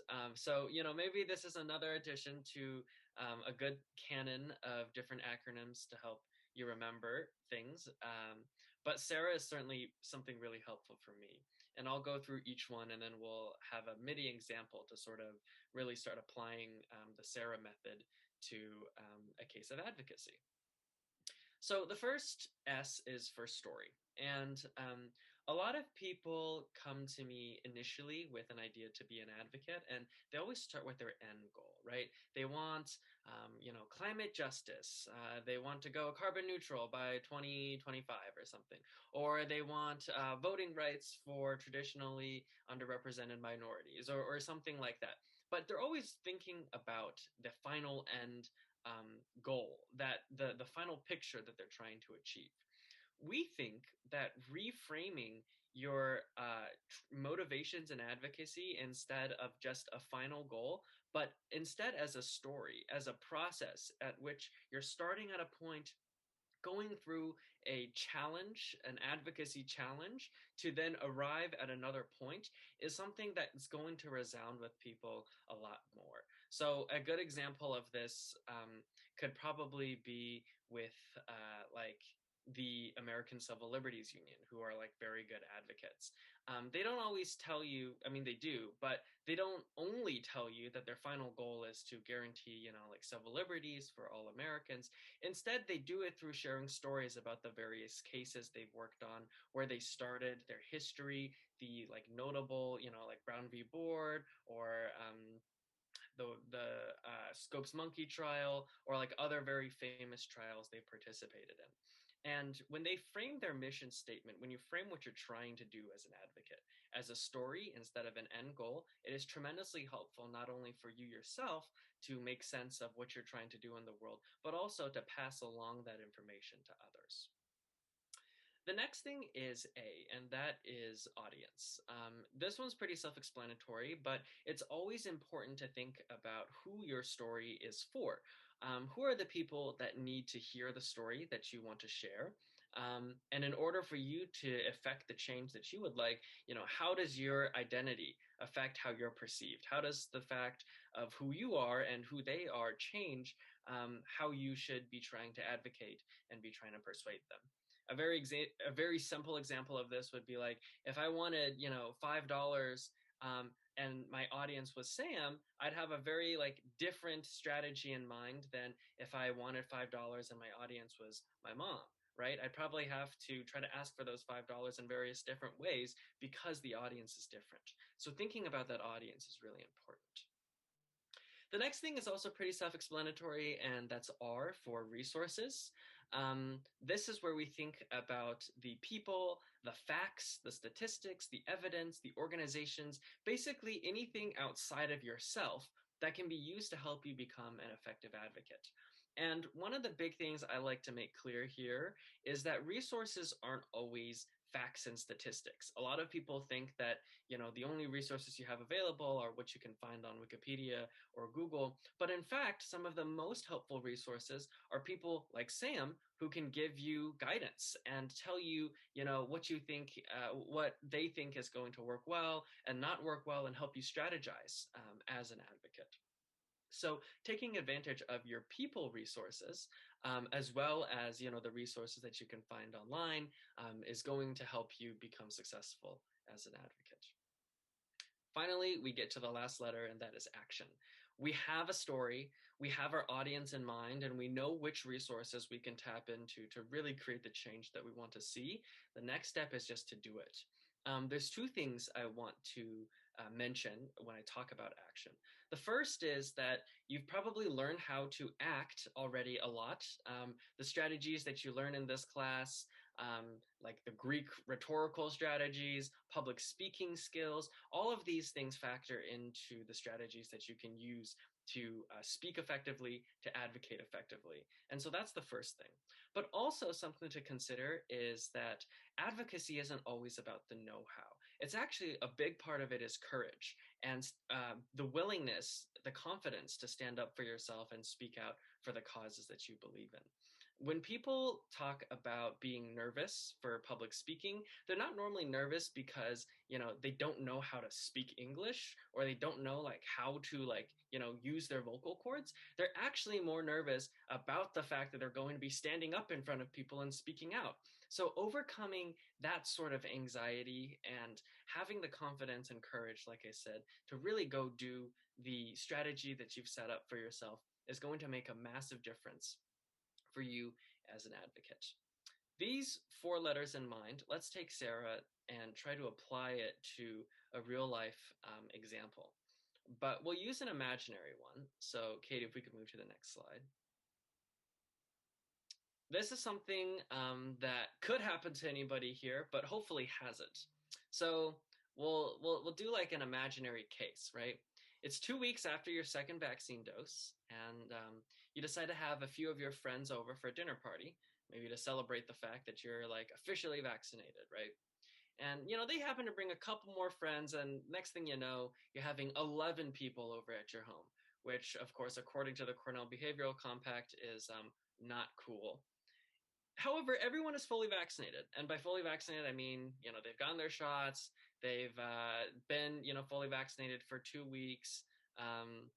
And, it's a-okay, at least COVID safety wise, to have these 11 people over at your home. But your neighbors don't notice this, right? They don't know that everyone's fully vaccinated. All they see is 11 folks gathering in an indoor place that should only have 10 folks. So, they're pretty frustrated with you. They think you're breaking COVID guidelines. They take a bunch of photos and upload them onto Twitter, Instagram, Facebook, whatever, and tag you and demand that you get canceled, that you get called out for your clear disrespect of COVID guidelines. And, obviously this is sort of a case like Matt Gaetz that we were talking about earlier, where on an empirical basis, on a factual basis, you're really not doing anything wrong. This is more of a misunderstanding than it is, a contentious moral debate. However, you still have to stand up for yourself, because nobody else is going to say, oh, all those 11 people are actually fully vaccinated. You're going to have to be the advocate for yourself in this situation. And what I want to do is work with everyone to use the Sarah method and come up with a strategy for effectively countering this case of potentially being canceled by, the Cornell community or some, social media platform. So we'll start with story. I guess my question for everyone here is, how can we frame, the end goal of not getting canceled into a story that we could then share with everyone else, with the folks around us? Does anybody have any good ideas for us to spin this story in a way that's favorable for defending ourselves from this instance of cancel culture? I have a suggestion. I feel like, this hits home because I think this is what a lot of my friends have been doing. They spent most of last semester either studying remotely or just having almost limited to no socializing with each other. Like they were really serious about social distancing. They were really serious about quarantining and like abiding by the parts of state regulations and the student compact that tell you to like have no more than like 10 gatherings. Like a bunch of my friends have been doing that for a long time. They've gotten their second shot of the vaccine, and yeah, just like very recently have become more comfortable with just meeting together again and socializing again. And I feel like all of that is being done with um, like abiding by with observation of like the protocols for even people who are vaccinated. And so I just feel like it just hurts to on your first few times socializing together once everyone's been vaccinated that you get exposed by the neighbors who post the pictures of you guys like partying, and they want to spin it as like another like irresponsible young college student party or something. So yeah.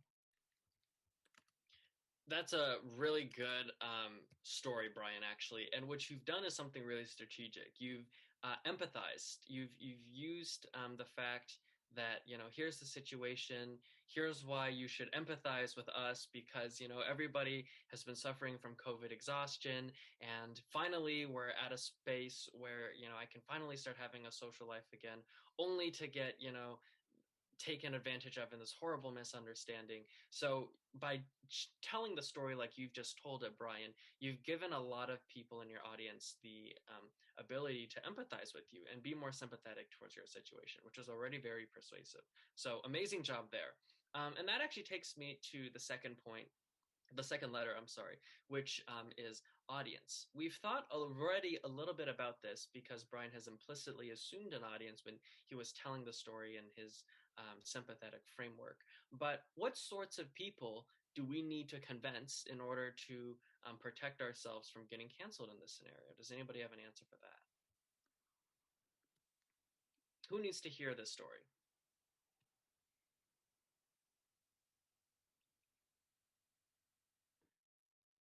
The neighbor and the neighbor circle of people on social media. Absolutely. Exactly. So if the neighbors knew this was a misunderstanding, they themselves would come out and say, oops, we're sorry, shouldn't have done that. And this whole situation would have blown over perfectly. So amazing response there. Also, just the general Cornell community, people, anybody who's heard the neighbor side of the story can also hear this side of the story and finally understand that this has all been just a misunderstanding. So that's something good to keep in mind. The next thing is resources. So, what do we have at our disposal, either, in terms of people power or in terms of like technology or statistics, maybe not statistics in this case, that can help us make our case? Any ideas there?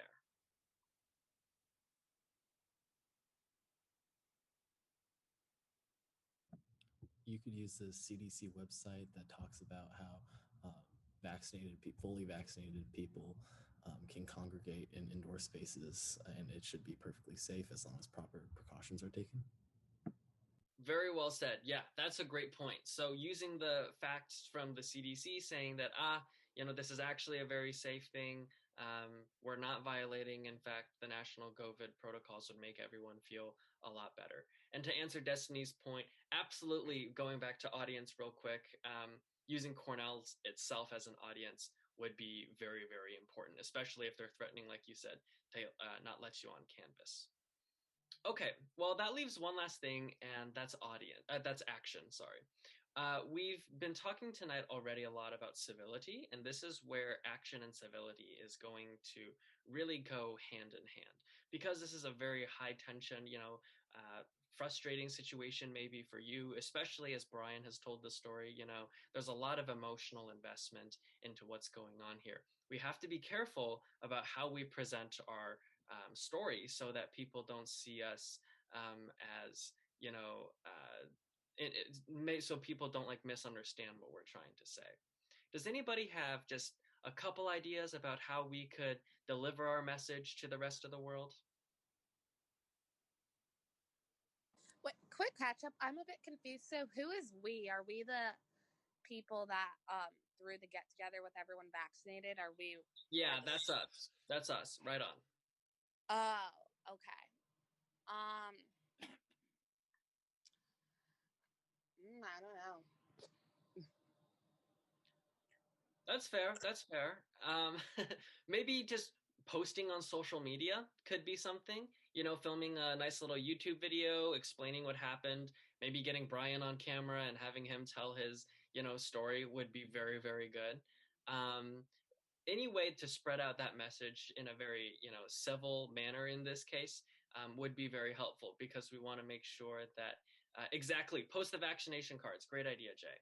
Putting these ideas out there and delivering those messages in this way can really help us overcome this one example of advocacy. And so congratulations, you've just used the Sarah method to advocate for yourself in, albeit a quite hypothetical situation. But I hope in the future, if you're ever stuck in another position where you have to stand up and speak for yourself, keep in mind the story, keep in mind the audience, keep in mind the resources, and finally take into account the action that you can take to make a difference. And with that said, I will pass it on to Callie to talk about the other side, which is incivility and advocacy.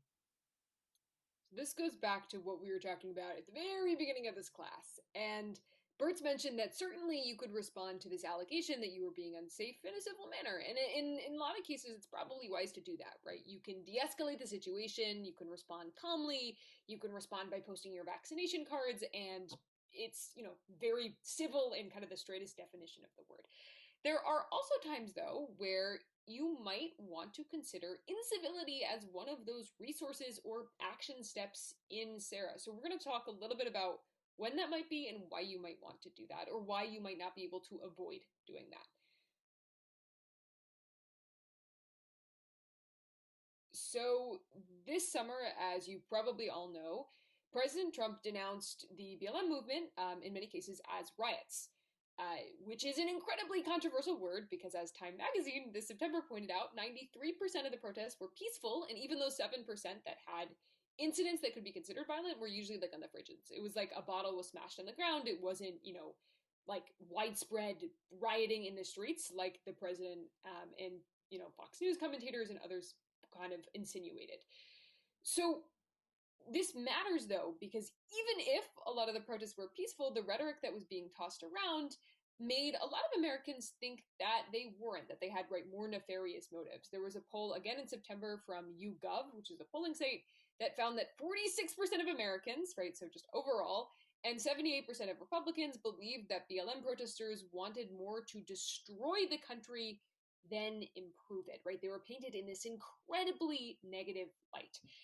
And so how this relates to incivility, or what this goes to say, is that some actors might not be able to avoid being seen as incivil, The protesters were practicing, in many cases, perfectly civil tactics, using civil disobedience, marching on the streets, but were seen as incivil just because they were speaking out against something, And when you're protesting, you're inherently speaking out against a status quo. You're inherently speaking toward change.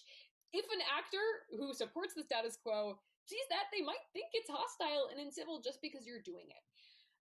Also, something to keep in mind, Our definition of civility relied on this idea of appropriateness, What is appropriate to a certain situation in a polite context? And that definition of appropriate is also subjective. So we just wanted to take the moment to address that some groups may not be able to avoid being seen as uncivil if they're protesting. And another example of this, too, is that even the civil rights movement, Another movement speaking up against the status quo was seen as uncivil at the time.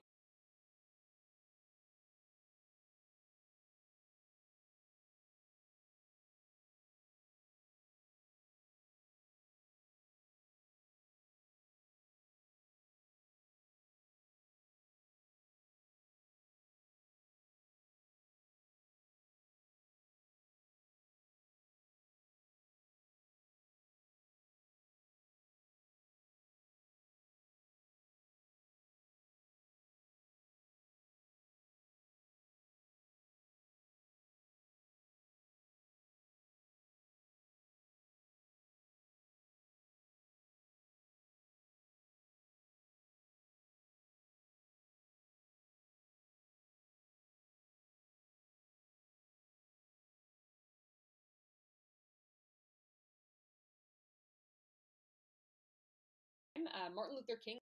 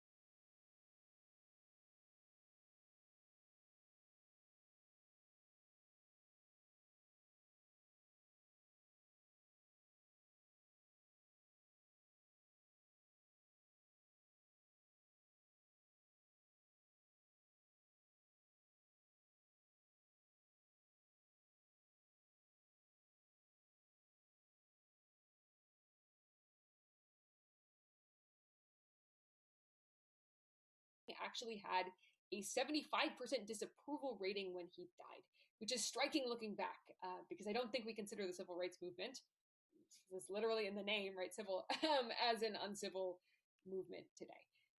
But moving forward, there are 3 different reasons that you might want to consider incivility in your advocacy. So the first we just talked about, right? That's perception. That's, you might just not be able to avoid being seen as uncivil if you're protesting. But there are 2 other reasons that you might want to think about less civil tactics. The first Ariel actually mentioned at the beginning, and that's strategy. The second is catharsis. Diving a little bit more deeply into strategy, though, if we could move to the next slide. Right, so in a lot of cases, you could practice what's conventionally considered as civil disobedience, say a march, if you're trying to get your point across to someone. But, or let's say, for example, you're unhappy with Mayor Savante Myrick's plan to overhaul the police, right? You could use civil means, not only marching, you could vote, you could say, I'm going to vote him out of office, you could run for office yourself and try to change his plans. But let's say you're someone who's more on the margins of society, right? Let's say that maybe your voice has historically been underrepresented or underrespected in political discourse, and you don't necessarily have the same means to use those civil avenues. If you are someone who is constantly facing governments or political actors ignoring your voice or your opinion, you might have an incentive to resort to less civil means, right? Like, you might have to shout if that's the only way that you're going to be heard. And so, taking another protest as an example, this on the right-hand side is protesters for looser immigration policy. So these were people who were kind of under the auspices of DACA recipients, protesting Speaker Pelosi in 2017 because they said, look, DACA was great, but you should go further and kind of practice immigration reform more, right? They could maybe attempt a march if they wanted to make their voice heard, but there are a lot of civil methods of activism that were not accessible to these protesters. For example, right, because they're not citizens, they could not vote to express their voices. So faced with those institutional barriers, they had to say, we're going to interrupt her speech and we're going to make national television. And yeah, that's worth it because we're getting our point across. So that's kind of strategic angle, right, is one element that you might want to think about. But finally, sometimes incivility can also serve as catharsis for different groups. There's a scholar of civil disobedience, Juliet Hooker, she's featured here, and she has argued that incivility, in many cases, like protest, can actually be a form of democratic repair, right? She says it is unfair to ask somebody who has already suffered the burden of silence or of, the injustices that they're protesting against to suffer more by going through the court system, right? Facing, let's say, a 10-year trial to try to get their point across because that's the civil thing to do.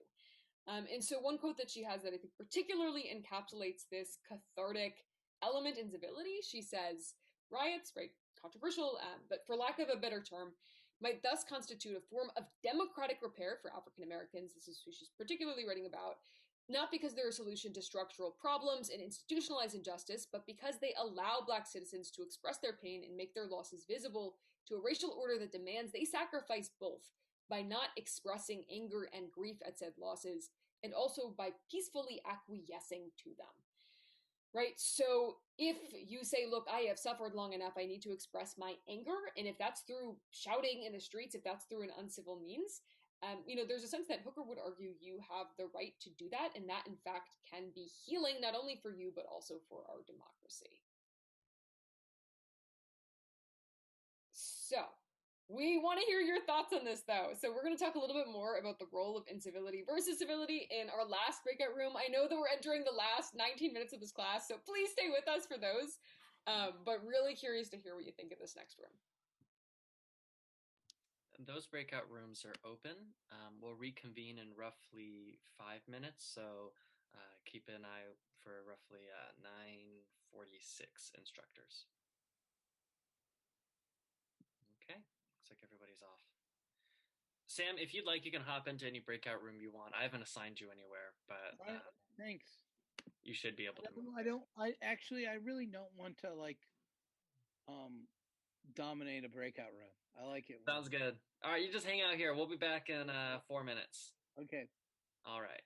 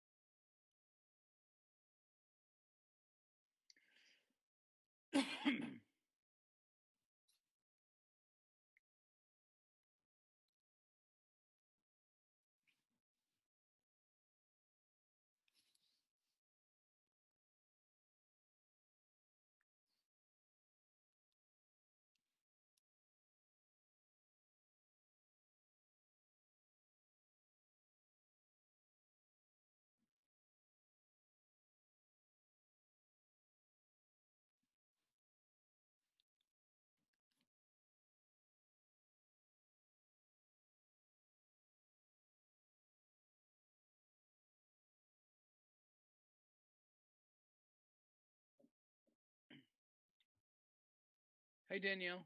Hi, Amani. Hello, how are you? Good. Everyone should be rolling in soon, Sam. Good. And we'll probably wrap up right now. I think there's just one more slide that will sort of conclude. But yeah.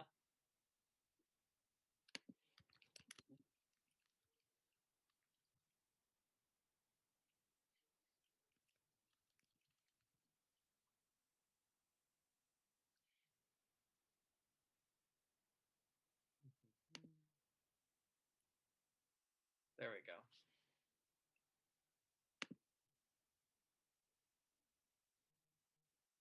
I think a few more folks will be joining in. Yep, there we go.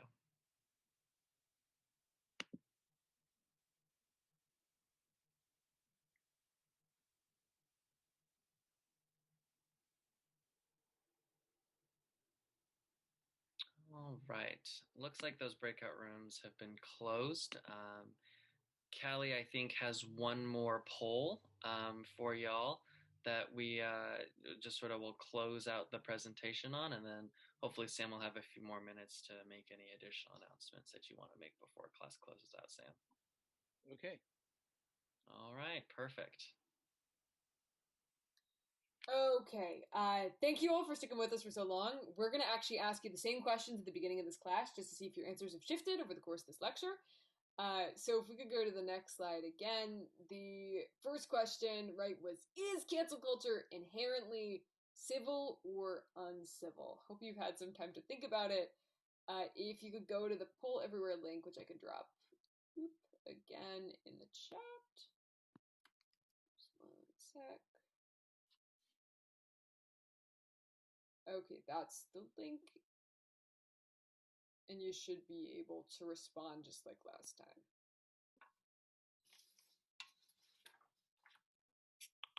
So for reference, the last figures we saw were 14% of the class said that cancel culture was inherently civil, and 86% said inherently uncivil. Now we're at 25 for civil, 27 for civil, and 73 for uncivil.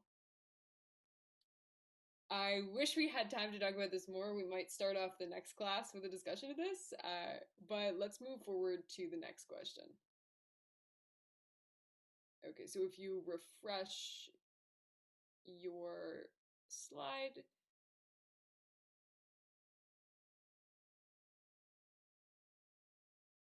you should be able to see, is there a place for incivility in advocacy?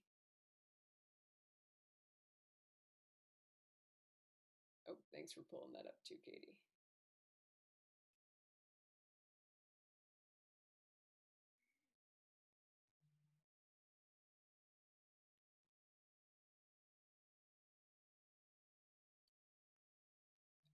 Okay, so for reference, the figures that we had at the beginning of the class, 79% of people said yes, there is a place, 21% said no, and now we're at 88% for yes, there is a place for incivility in advocacy.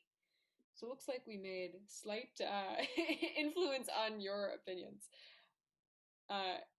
Anyway, thanks for engaging us with that. Let's move on. Yeah, 101%, Margot. I know 88 and 13. See, this is why we need statistics as a resource in Sarah. If only we understood that. Okay. So to close out, we just want you to kind of remember throughout all of this that depending on who you are and your advocacy goals, right, you're going to want to think about Sarah in the way that you advocate differently. Again, right, the definitions of civility versus incivility are highly contested, but you might want to think, or at least ask yourself, how are people going to perceive my actions when I advocate? Are they going to perceive them as civil and uncivil versus uncivil? And how might that help or hurt my goals? So if you want to contact us before the next class, though, here are resources. You can DM us on Instagram or respond.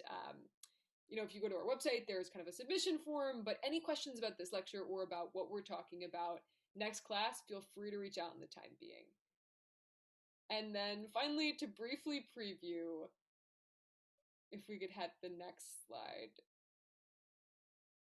Next class, we are excited to be joining you for a discussion of self-advocacy, right? So how do you take the discussions that we've talked about today and apply them to boosting yourself, right? Whether that's becoming more confident, whether that's finding resources in your network. And that's where we're going to talk more about developing this action plan for your advocacy assignment. So until then, we can't wait for next class, and we hope that you all enjoyed today's discussion. This was a great class. Thank you. Thank you, everyone. See you next week. I'll be hanging out here in case anybody has any questions.